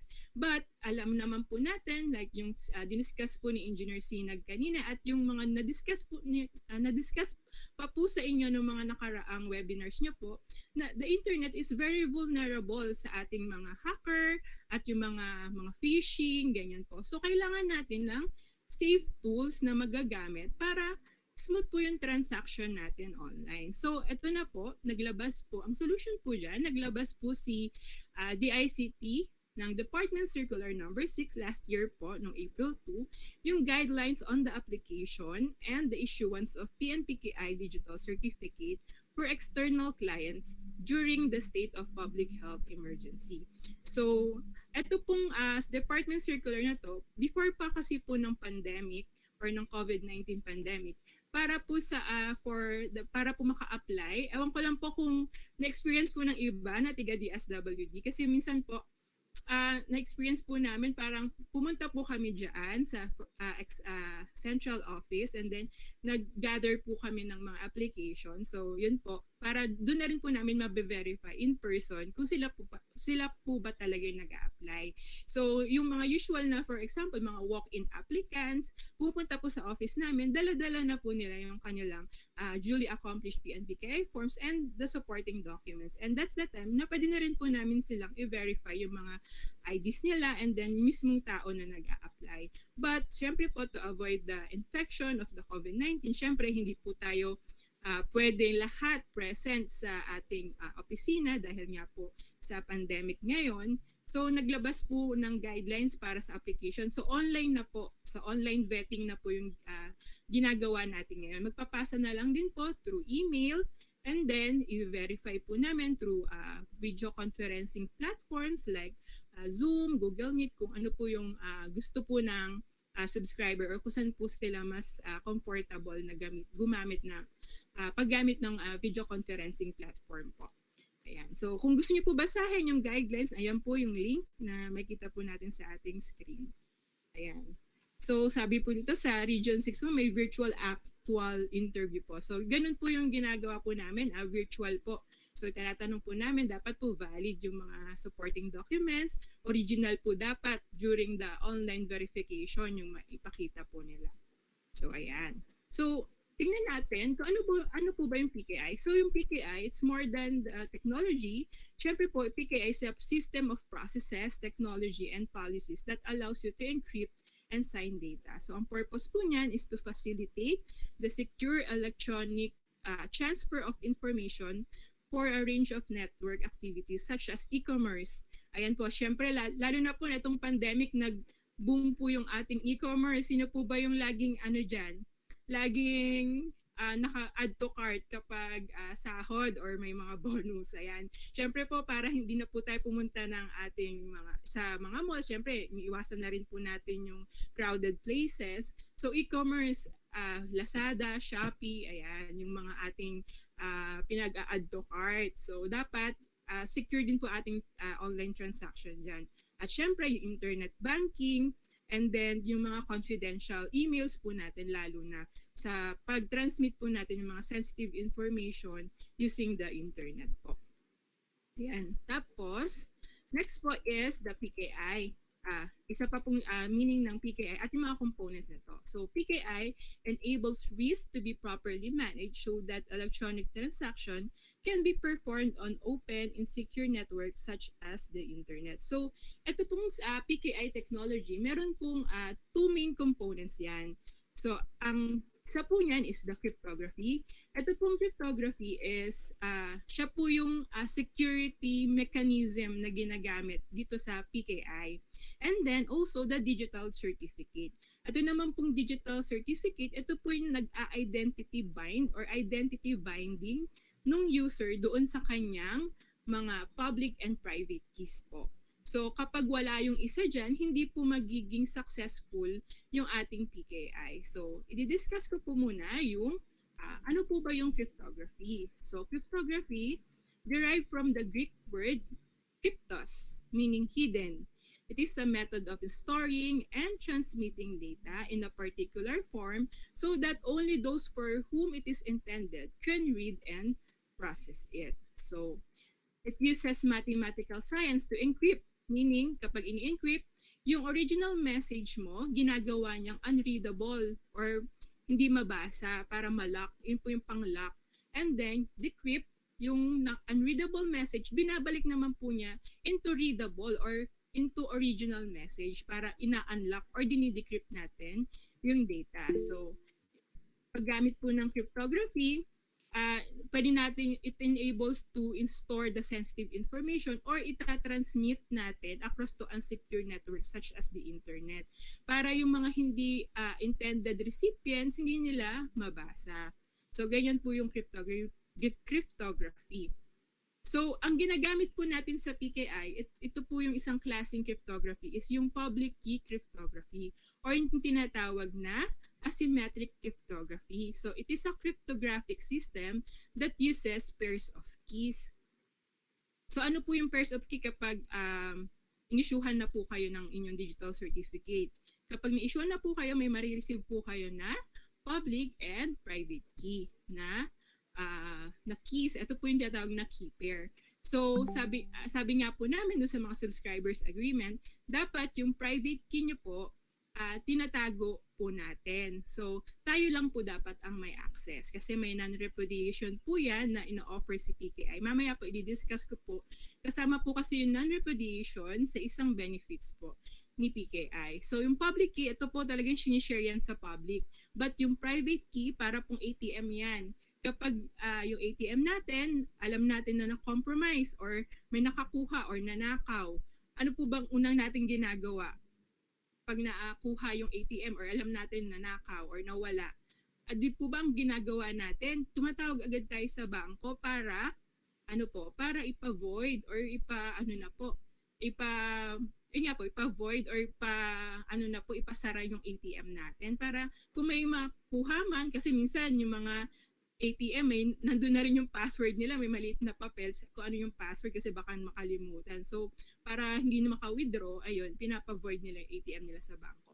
Ganon din po yung private key. Kapag alam natin na na-compromise na po yung ating private key, tumatawag po tayo sa ating registration authority officers kung sino po yung nag-assist sa atin or sa mga email address po ng PNPKI para to request for a certificate revocation para po hindi magamit yung ating private key. For example, pipirma, gamit po yung inyong signature. So kasi may non-repudiation po yan. Yung non-repudiation, someone cannot deny something. So ayan, dapat liable po talaga kayo doon sa inyong private key. Dapat kayo lang po yung may access nun.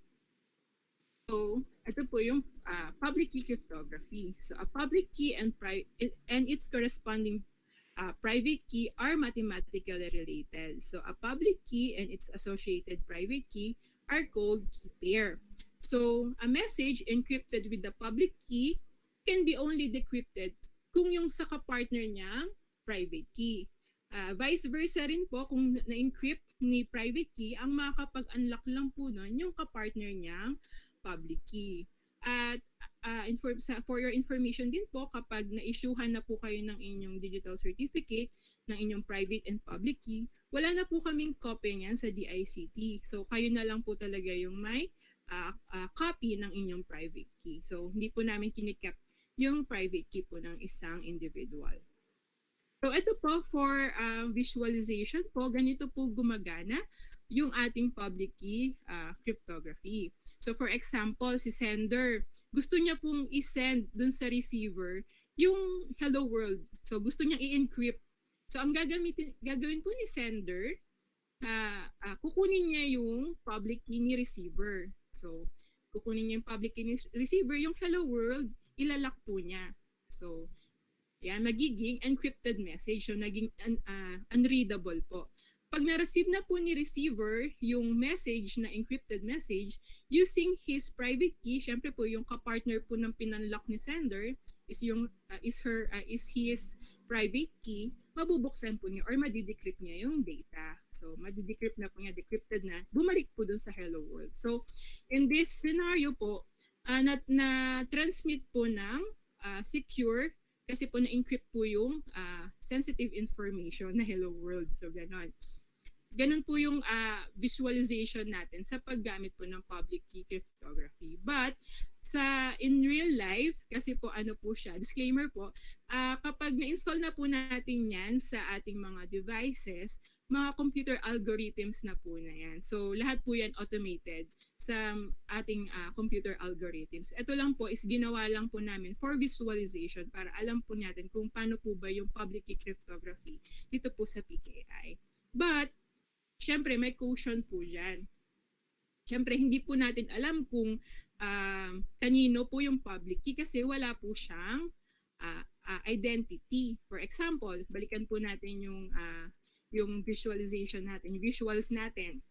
So, for example, si sender, gusto niya pong mag-send po kay receiver, so intended receiver po niya. Paano po kapag meron third party dyan na ang ibinigay niya, yung public key niya? Siyempre, ang makapagbukas lang po nun ng private key ng hacker, yung third party, which is the third party. Kasi nga po, wala po siyang identity binding or wala po siyang ID. That's the time na kailangan natin ng digital certificate. So, public key plus yung isa pong main component ng PKI, which is the digital certificate. So, ayan po. Ano po ba yung certificate? Una po muna yung usual certificate na usually natatanggap po natin. So, according po sa Cambridge Dictionary, the certificate defines as the official document that states that the information on it is true. So, mga example po niyan, yung mga birth certificate, marriage certificate, doctors, medical certificate, or school diploma. Sa nakita po natin sa screen natin, ano po ba yung makita natin na mga information na na provided po sa isang certificate po? For example, kung kanino po in-issue yung certificate na yon at sino po yung nag-issue at yung date kung kailan na-issue po at yung mga iba pa pong mga information. Ganon din po sa digital certificate. So, ang digital certificate po natin is a very small file lang po ito. Usually, kapag na-receive nyo na po ang inyong digital certificate, it is lang po mga 9 to 10 KB lang po yung kanyang file size. So, it is issued by a certificate authority or the DICT po as a proof of individuals or machines' electronic identity. So, ito po yung tinatawag natin parang electronic passport that allows a person or computer or organization to exchange information securely over the internet. So, ito po yung digital certificate, ito po yung identity binding. So, associated po siya sa in-issue din sa atin na public and private key po. So, ano po ba yung nasa digital certificate? So, ayan po yung information about the individuals, organization, or computer to which the certificate was issued to. At also, kung sino po yung CA or certificate authority na nag-issue ng digital certificate. At kailan po yung na issue at expiration. So nabanggit ko po kanina, ito pong ini-issue po ng DICT is may 2-year validity period po. That's kasi may nagtanong po, bakit 2 years but hindi gawing 5 years or 3 years para mas matagal-tagal naman daw po. So, syempre po, technology-wise, mabilis po kasing nagbabago yung technology natin. So, baka mas maging advanced pa po yung, syempre, mga hacking, ganyan po. So, para po technology-wise, 2 years po ginamit. And then, renewable naman po. At free naman pa rin po yung ating digital certificate. So, para po maiwasan po natin yun. Syempre po, yung technology natin ngayon is rapidly growing po. So, ayan, serial number of the certificate and the certificate holder's public key, also other certificate information. At ito po yung example ng makita sa information ng digital certificate nyo po. Ito po is for digital certificate ng aking colleague po, si Ma'am Jen Canlas. So, ito po yung makikita natin, issued to, ayan, yung kung kanino po in-issue, dun po kay Ma'am. And then, organization po, department of kung saan po siya affiliated sa DICT at yung organizational unit niya, and then yung serial number po ng kanyang certificate. At makita rin po natin dito, ma-verify natin kung kanino po ba galing yung certificate. Kung sino po nag-issue. So makita natin dyan DOST pa po. So for example, ito, common name, Gov Authentication. Gov Authentication, ito po yung ginagamit natin sa mga email signing and encryption. So, organization, DOST, kasi po dati po is under po ito ng DOST. But we're in transit na po na mapalitan po dyan sa digital certificate na ilalagay na po sa DICT. So, but DICT na po talaga yung may hawak. And then, validity period, ayan po, makita po natin na 2 years, September 18, 2018 na issue at na-expire siya noong September 17 last year. And then yung mga fingerprints po, mga other certificate information. So ito po yung types ng certificate, digital certificate na ini-issue po namin sa DICT.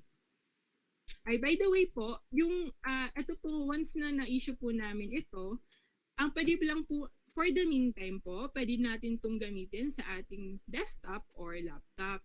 But yung sa mobile and tablet po, on the process na po kami para makasign po tayo using our mga phones and tablets. But for the meantime, ito po is Windows and Mac po natin, laptops and desktops po. So ito po yung types ng digital certificate na ini-issue po ng DICT. So the individual certificates, ayan po yung sa authentication and signing certificates. Yung sa authentication po, ito po yung ginagamit sa mga email signing and encryption. Kapag may isi-send po tayo through email, gusto natin i-encrypt yung mismong email. Ayan po yung ginagamit natin certificate which is the authentication certificate. At kapag magdo-document signing naman po tayo, yung signing certificate po. So ayan po yung makikita natin, yung certificate kung ano po yung information or summary ng certificate po. Ayan, ng individual. Also, agency certificate. Meron po kasi nag-apply sa amin, instead na nag-apply po sila for individual kasi yung digital certificate is gagamitin po nila sa document archiving. So gusto po nilang pirmahan using their digital certificate kapag i-archive na nila yung document nila. So instead na individual certificate na lang na yung po i-apply nila, nag-apply po sila ng agency certificate kasi po mga people come and go, nagre-resign, nagre-retire para hindi po pa iba-iba yung pangalan. Agency certificate na lang po yung kanilang in-apply at ginagamit once na nag-archive po sila ng document.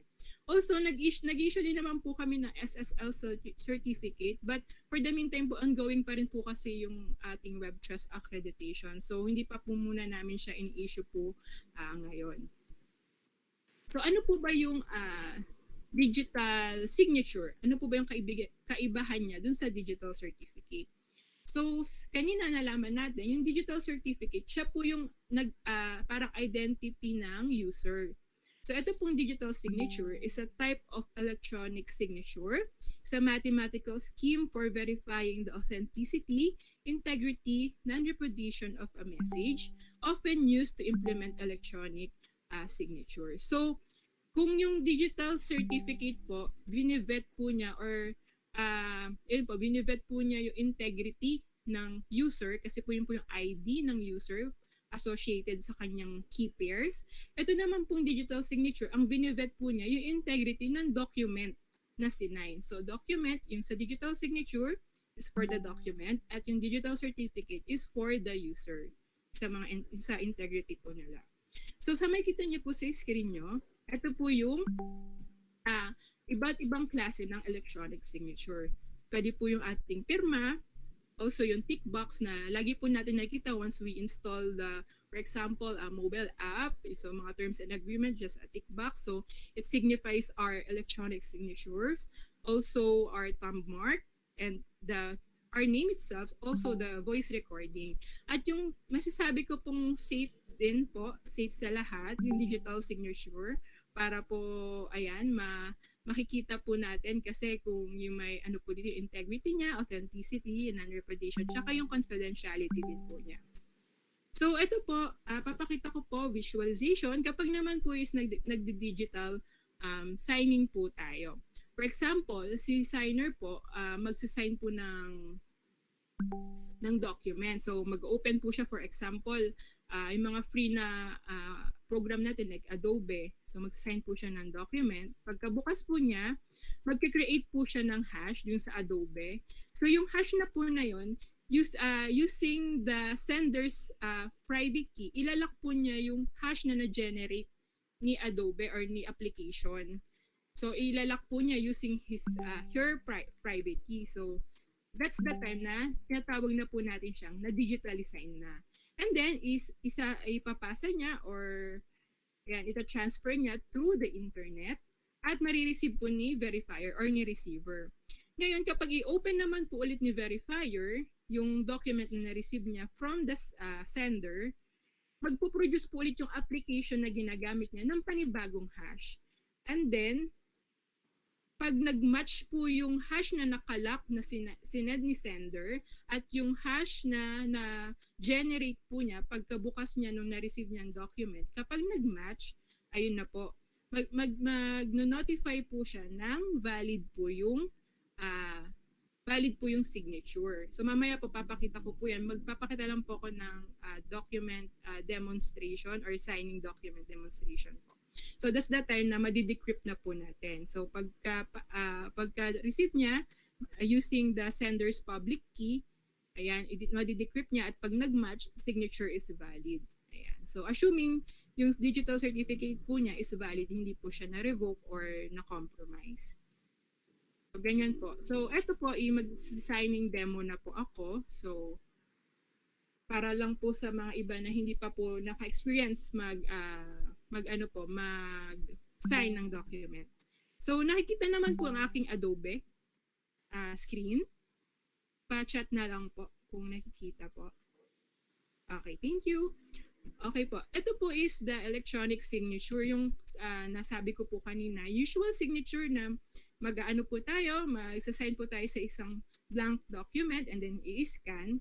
So, i-paste sa document and then go na. Pwede nang i-send. So, kapag binuksan natin siya sa isang program or application, which is, for example, itong Adobe, free lang naman po kasi siya. So, yan, clickable lang po siya. So, hindi, nag-highlight. So, hindi po pala siya clickable. Sorry. So, hindi siya clickable, nag-highlight lang siya. Unlike dito po sa digital signature na ginawa ko, ayan, pag hinover po natin yung cursor, ayan, magpapakita po siya ng status niya. Signature is valid, signed by Bolocon, Daryl, Hermosilla, or me. Sabi po dito, the document has not been modified since the signature was applied. The document is signed by the current user. So, ayan po. Tignan po muna natin yung signature properties. Ayan. So, ayan po, valid. Tapos may nakalagay po dito na naka-timestamp po siya. Kasi po yung once na na-receive nyo po ang yung digital certificate, ano po siya ang initial na pwedeng na time is your computer. Default po pala. Yung default niya is computer's clock. So, we recommend na i-synchronize natin po siya sa Philippine Standard Time para po yung tinatawag na timestamp, para po synchronize po siya, hindi po siya pwedeng ma-antedate. So makita po natin siya kung si user ba yung naka-timestamp or naka-computer's clock. So akin po, yung digital signature ko po is yung naka-timestamp po, naka-synchronize po siya sa Philippine Standard Time. Tingnan po natin yung aking digital signature na information. Ayan. Philippine Root CA. Ito po yung hierarchy. Ayan. So, akin po. Ito po yung tinatawag na non-repudiation. Someone cannot deny something. So, ayan po. At ito po yung mga trust policies. Makikita po natin mga information. So, ayan. So, pag ginamit nyo po yung itong certificate na po na to or yung digital signature, may non-repudiation po na tinatawag, no? Yung someone cannot deny something, dapat po kayo po talaga yung liable or kayo po yung liable sa fix ng inyong digital signature po. So ngayon po, papakita ko naman po kung paano po once na-install na natin successfully sa ating devices at yan po na-install na natin, papakita ko po sa inyo kung paano po mag-affix ng digital signature using this program po. So, for example, ang gamit nyo po is the free application like this Adobe. Punta lang po kayo sa Tools. Ayan. Tools. And then, dito po makikita nyo po is sa Certificate. And then, ito po, mayroon po kayo makikita dyan Digital Design. So, Tools, Certificate, and then dito po sa gitna, Digital Design. Ayan. So may lalabas po na parang cross na cursor and then ida-drag and drop lang po natin kung saan po natin gustong i-affix yung ating signature at kung gaano po natin siya kalaki yung signature natin na maging appearance niya sa document. Ayan. So hintayin lang po natin yun. It depends na rin po sa bilis ng ating internet.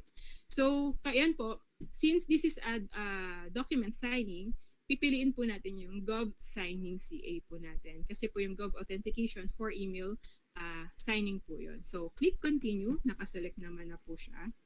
So, ang default po kasi niyan, wait lang po Ang default po niyan, ganyan po, yung ating digital signature. So, for aesthetic purposes, so, ayan, in-upload ko po yung aking pirma. So, ayan. Pwede nyo rin pong i-edit kung gusto nyo po lagyan ng logo ni Adobe, pero ako po ayoko po lagyan ng logo ng Adobe.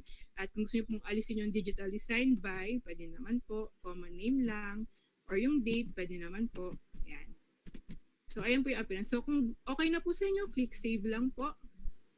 Save. Ayan. And then, sign na po kayo kung okay na po yung gusto nyo maging appearance. So, ayan. Wait lang po natin.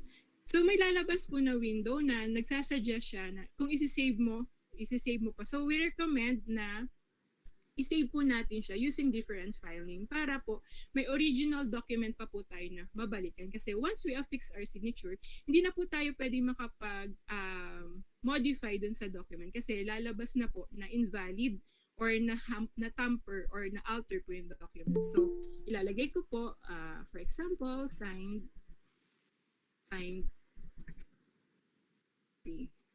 Ayan. So, ayan, wait lang po natin.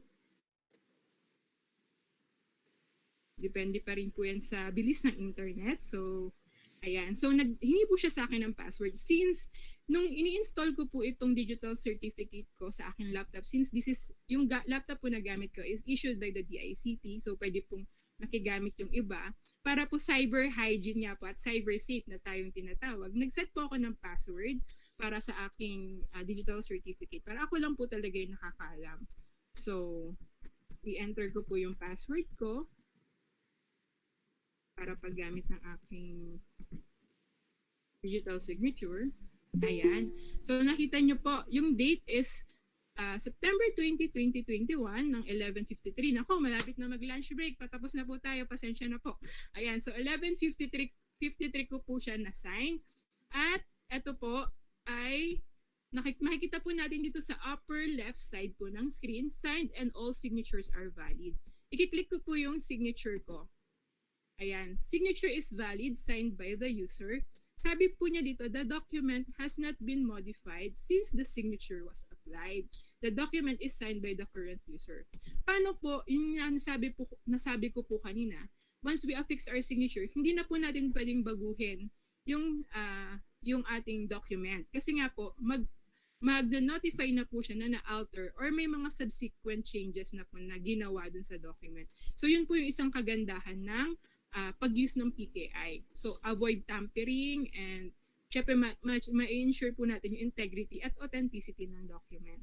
So for example po, mag-highlight lang po ako ng word po dito. No? So ito po, signed and all signatures are valid. Makikita po natin dyan sa notification. For example, i-highlight ko lang po itong electronic signature na words. Once I affix my signature, matapos ko po i-affix yung signature ko. So i-highlight ko po siya ng yellow. Ayan. So nagbago na po yung kanya. Nakikita niyo po ba? Nagbago na po yung kanyang notification. At least one signature requires validating. At i-check ko rin po ito. I-click ko rin po ulit. Signature is valid, signed by me, kasi valid pa naman po yung certificate ko. But ito po may mga notification na po siya. The revision of the document that was covered by this signature has not been altered. However, there have been subsequent changes to the document. So, ayan po, na-detect niya, hinighlight ko lang po yung electronic signatures na word, na-detect po niya na may mga subsequent changes na po siya. So, ayun po yung isang security features na ino-offer po ng paggamit ng PKI to be secure tayo sa pag-sign natin ng document and also sa pag-transmit natin sa sa online through internet po. So ayan po yung ating document signing demo. So i-ano ko po ulit sa aking PowerPoint. So malapit na po tayo matapos. Wait lang po. Ay. Wait lang po.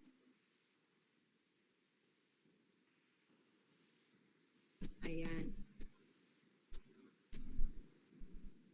Ayan. So, what is PKI used for? So, PKI provides mechanism for trusted online relationship by ensuring security of digital data and transaction by providing sa nakita natin kanina, yung sa demo, authenticity, authentication, confidentiality, integrity, and non-repudiation. So, authentication, nakita natin, yung signature is valid. So, ma-authenticate natin na yung signer ba talaga yung pumirma. So, makita natin kung sino yung nag-issue. At syempre, yung confidentiality, using the public key cryptography na technology, encrypted message. Also, the integrity. Ayan, nakita naman natin na may mga subsequent changes lang na-detect na po ng application agad using the PKI. And then, the non-repudiation, nakita nyo po yung napakita ko kanina, doon sa non-repudiation na part doon sa may information certificate po. So, ito po yung legal basis natin, Electronic Commerce Act of 2000, RA 8792, yung legal recognition po ng electronic document. So, functional equivalent na po siya dun sa written document, yung electronic documents natin. Also, same din po, equivalent po yung electronic signature dun sa wet signature po na tinatawag or written document po. And also, the EO 810 series of 2009. So, matagal-tagal na po ito. So, dito po yung institutionalizing the certification scheme for digital signature and directing the application of digital signature in e-government services. So, all government agencies and instrumentality providing the e-government services to its clients shall require the use of digital signature. So, marami na rin po nag-a-apply sa amin ng mga government agencies for their PNPKI po. So, ayan. Ayan po yung ating PNPKI structure as per EO 810. So, yung accreditation or assessment body po natin, si DTI, PAB na po. At yung root CA po, as per EO 810, NCC, but ngayon po is DICT na. At syempre po sa public sector, so sa government CA po, wala pa po kasing accredited, so si DICT pa rin po yung government CA. Also sa private sector po. Yan, so under sa government CA, may mga RA management po tayo sa mga government transaction natin, mga subscribers natin, certificate for government transactions.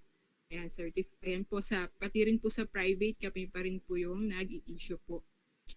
Ayan. So, ayan, sa Supreme Court Rule number 6, Section 1, yung electronic signature or a digital signature authenticated in a manner prescribed hereunder, it is admissible in evidence as the functional equivalent of the signature of a person on a written document. So, kaparehas lang din po kanina yung electronic signature or a digital signature, functional equivalent na po siya dun sa written signature. Also, DPPB po, naglabas po noong 2009 yung approval of the use of digital signature in the procurement-related documents. Ayan po yung kanilang resolution. Also, si ARTA po, guidelines on the issuance. Ayan po sa mga permits, licenses under the new normal. Ayan po. And ayan, DICT and ARTA collaborate to lead the government adaptation of digital signatures. Ayan, ito pa rin po yung mga mga government agencies na nag-ask for Philippine PKI for online transaction. Also, yung ARTA affirms through COA validity of electronic digital signatures and online payments in government transactions. So ayan po ang mga memorandum circular po nila. ARTA and COA, ayan, green light digital signatures for government transaction noong December 29, 2020 po. At ito lang po, recently, may lumabas po na COA circular number 2021 006, yung guidelines on the use of electronic documents, electronic signature, and digital signature in government transactions. So, ayan na po. Naglabas na po. Ito lang po yung September 6. So, ayan po yung general principles and guidelines. So, sabi po dito, submission of electronic documents with electronic signature, including digital signature, following the rules in this circular shall mean sufficient compliance to the requirements of submission of duly signed document as any other duly signed paper document used in government transaction.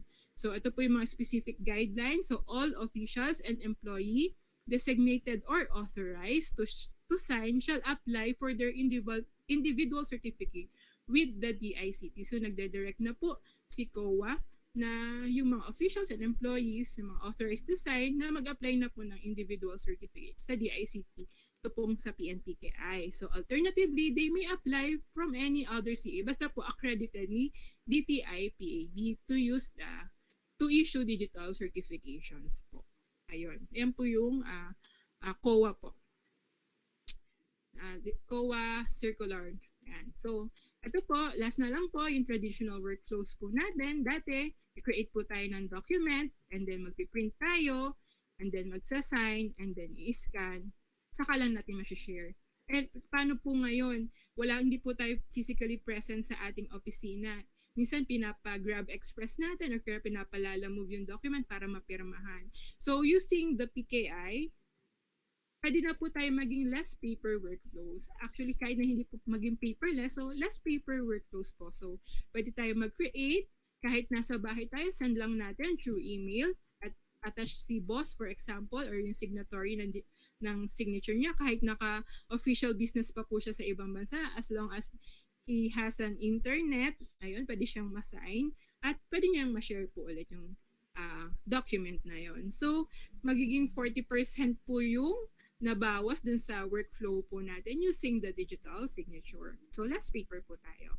So, financial benefits, syempre po, reduce cost of paper, ink, printer, manpower, yan, mag-reduce po tayo ng manpower, yung mga custom delays, yung mga courier services natin, marireduce din po natin yung delay sa signing, transmitting, and approving and processing. Also, yung mga storage natin, kapag marami tayong papel, syempre i-store po natin yan. Mababawasan na po yung pag-maintain natin ng physical storage. Also, yung mga fraud, ayan, encoding errors, tampering ng document, modification ng signed documents. Also, yung mga, syempre po marireduce po din yung loss of reputation, credibility due to security leaks and breaches. Ayan. So, ayan. Yan yung parang paper-based document management system. Kapag absent po si sir na nakaupo dyan, hindi na po siguro tayong mangangahas na hanapin yung papel na hinahanap natin dyan. So, ayan, siya lang ata nakakaalam dyan. So, masyadong magulo. At parang kahit nasabi natin organized, parang hindi organized kasi tambak-tambak na. But kapag may electronic document management system po tayo, just one click away, pwede natin ma-access agad yung ating mga documents using the PKI sa security po. So for PNPKI team contact information, ayan po, nakita niyo po sa inyong screen. So ayan po. At sabi nga po dito, going digital is no longer an option, it is a default. So, dapat makapagsabayan po tayo sa technology natin. And thank you for having us po. And on behalf of the ICTP and PKI team, we are grateful po for having us here po. So, ayan, thank you po. Ito po ang aming email. At sa aming opisina, naka-work from home po kasi kami ngayon. So, baka pag tumawag po kayo, ghost employee po yung sumagot po sa inyo. Kidding aside po. Sige po. Ayan, thank you po. And kung meron po kayong questions, ayan, stop share ko na po. Thank you. Okay, thank you so much, Ms. Daryl, for a very informative discussion on National Public Key Infrastructure or PNPKI. So we will just address some questions in our chat box. Yes. This is from, for a moment. Okay, this is from Miss Belen. may action ba ang DICT to any government instrumentality that refuses to recognize digital signature?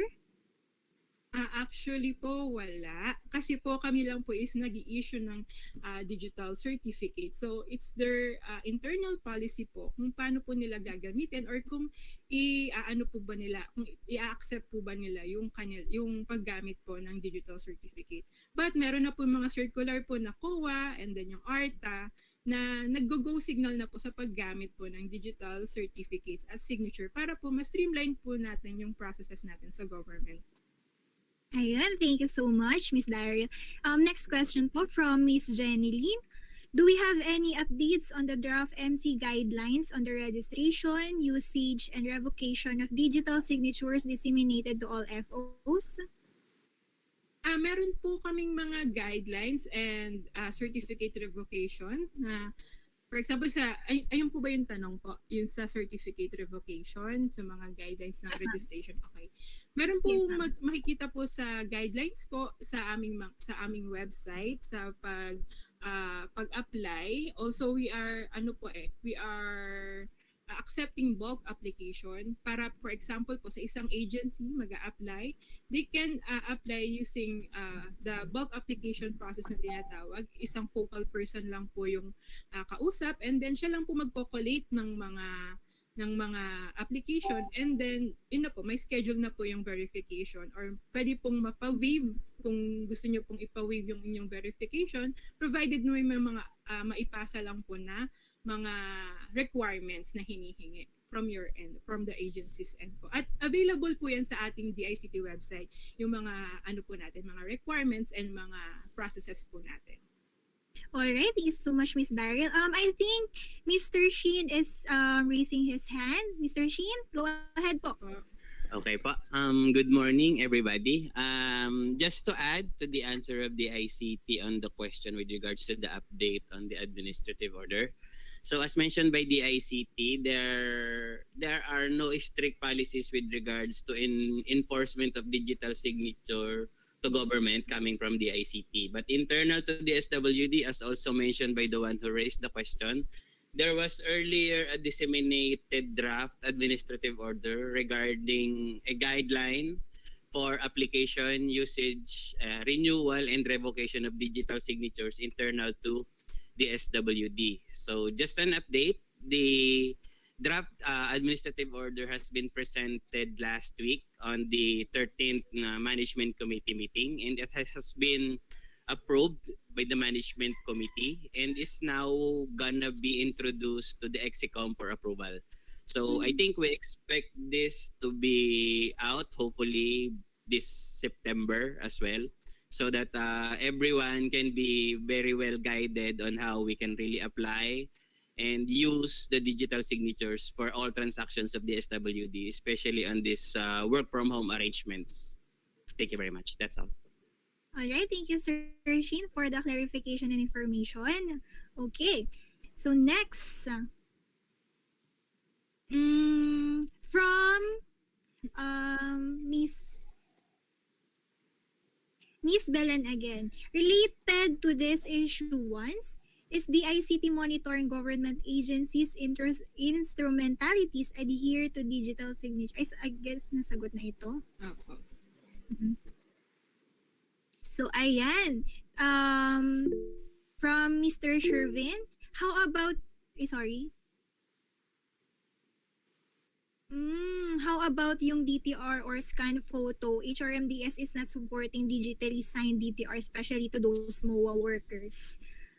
Okay po. Ma'am, it depends pa rin po sa internal policy ng inyong agency. But sa amin, ma'am, ina-accept po ng HR po namin yung mga DTR na digitally signed po using the PNPKI. Opo. Miss Eileen? Yes Miss po, Eileen? yes po, ma'am. Yeah, Yes, if I may, ma'am. yeah.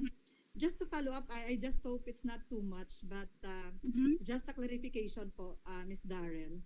Kung Yes, hindi ma'am. man maka-enforce ang DICT sa paggamit po ng digital signature sa mga government agencies and instrumentalities, nagmo-monitor ba ang DICT sa adherence ng mga government agencies and instrumentalities on this? Parang yun lang po ang point of interest. Yes, ma'am. Nagmo-monitor po kami kasi po may kinukuha rin po kasi sa amin yung mga report kung sino po ba yung mga agencies na nag-apply at mga ayaw or hindi pa nag-a-apply. So, yun po, nagmo-monitor din naman po kami naman kung ano po yung number na po na per agency na nag-a-apply na po ng digital certificate po sa amin. Yes po, Okay po, ma'am. we do Salamat. monitor po. Yes, ma'am. Thank you po. Okay. Thank you po. Okay, from Mr. Gerald, ano po ang I think na post na po ito ni Miss Daryl kanina, yung number and email address na pwede tawagan kung kailangan ng assistance. Okay po, i-chat ko na lang din po dito yung sa ano po namin, email address po namin. Okay, thank you so much. Again, clarification po, Mr. Shin. Meaning po ba, sir, after ma-approve po iyon ng ating Execom, yung administrative order po, marirecognize na din po ang DTR signature? Okay, so good morning again. So as presented during the Execom, so the goal of the guidelines, of course, is to really recognize not only DTRs but also a number of financial documents that are used during procurement and other transactions. So basically, we are advocating, of course, usage not only for everybody, but for also for all documents that are to be signed while we are working from home. Also, the guidelines, to be specific, it is requiring all those division chiefs, OICs, and higher to acquire PNPKI since they are critical signatories on documents and processes. For the rest of the technical staff and other employees of the DSWD, we extremely advocate that they also acquire PNPKI since PNPKI is for everybody. Okay. Thank you. Alright, thank you, sir, for the clarifications. Any more questions from our participants?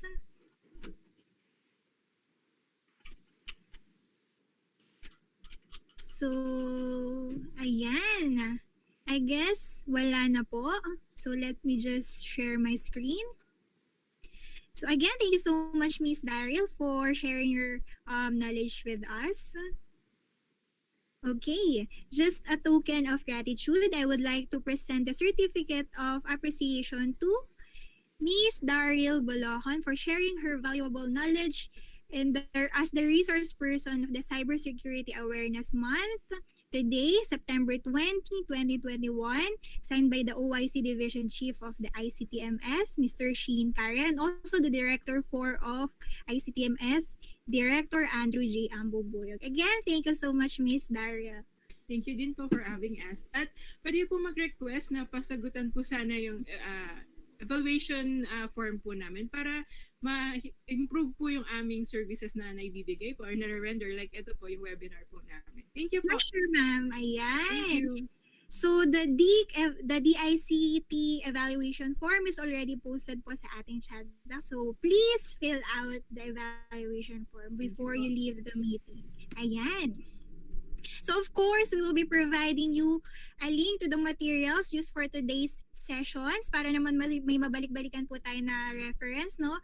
You may also use the QR code presented in our screen, and also the chat box administrator will be posting also the link to our chat in our chat box. Yung evaluation form naman po na from DSWD, okay?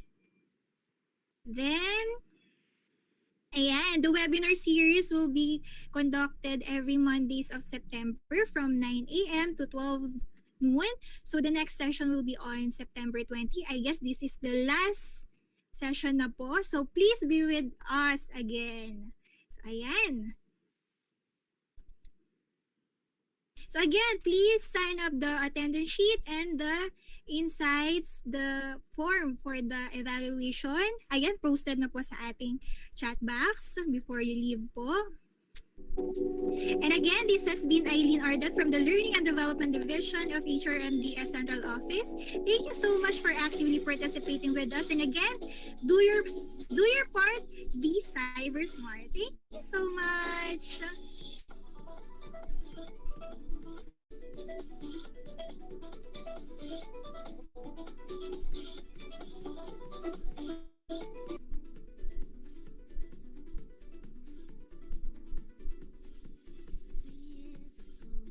Okay, the attendance sheet is already posted po sa ating chat box. Yes po. Thank you.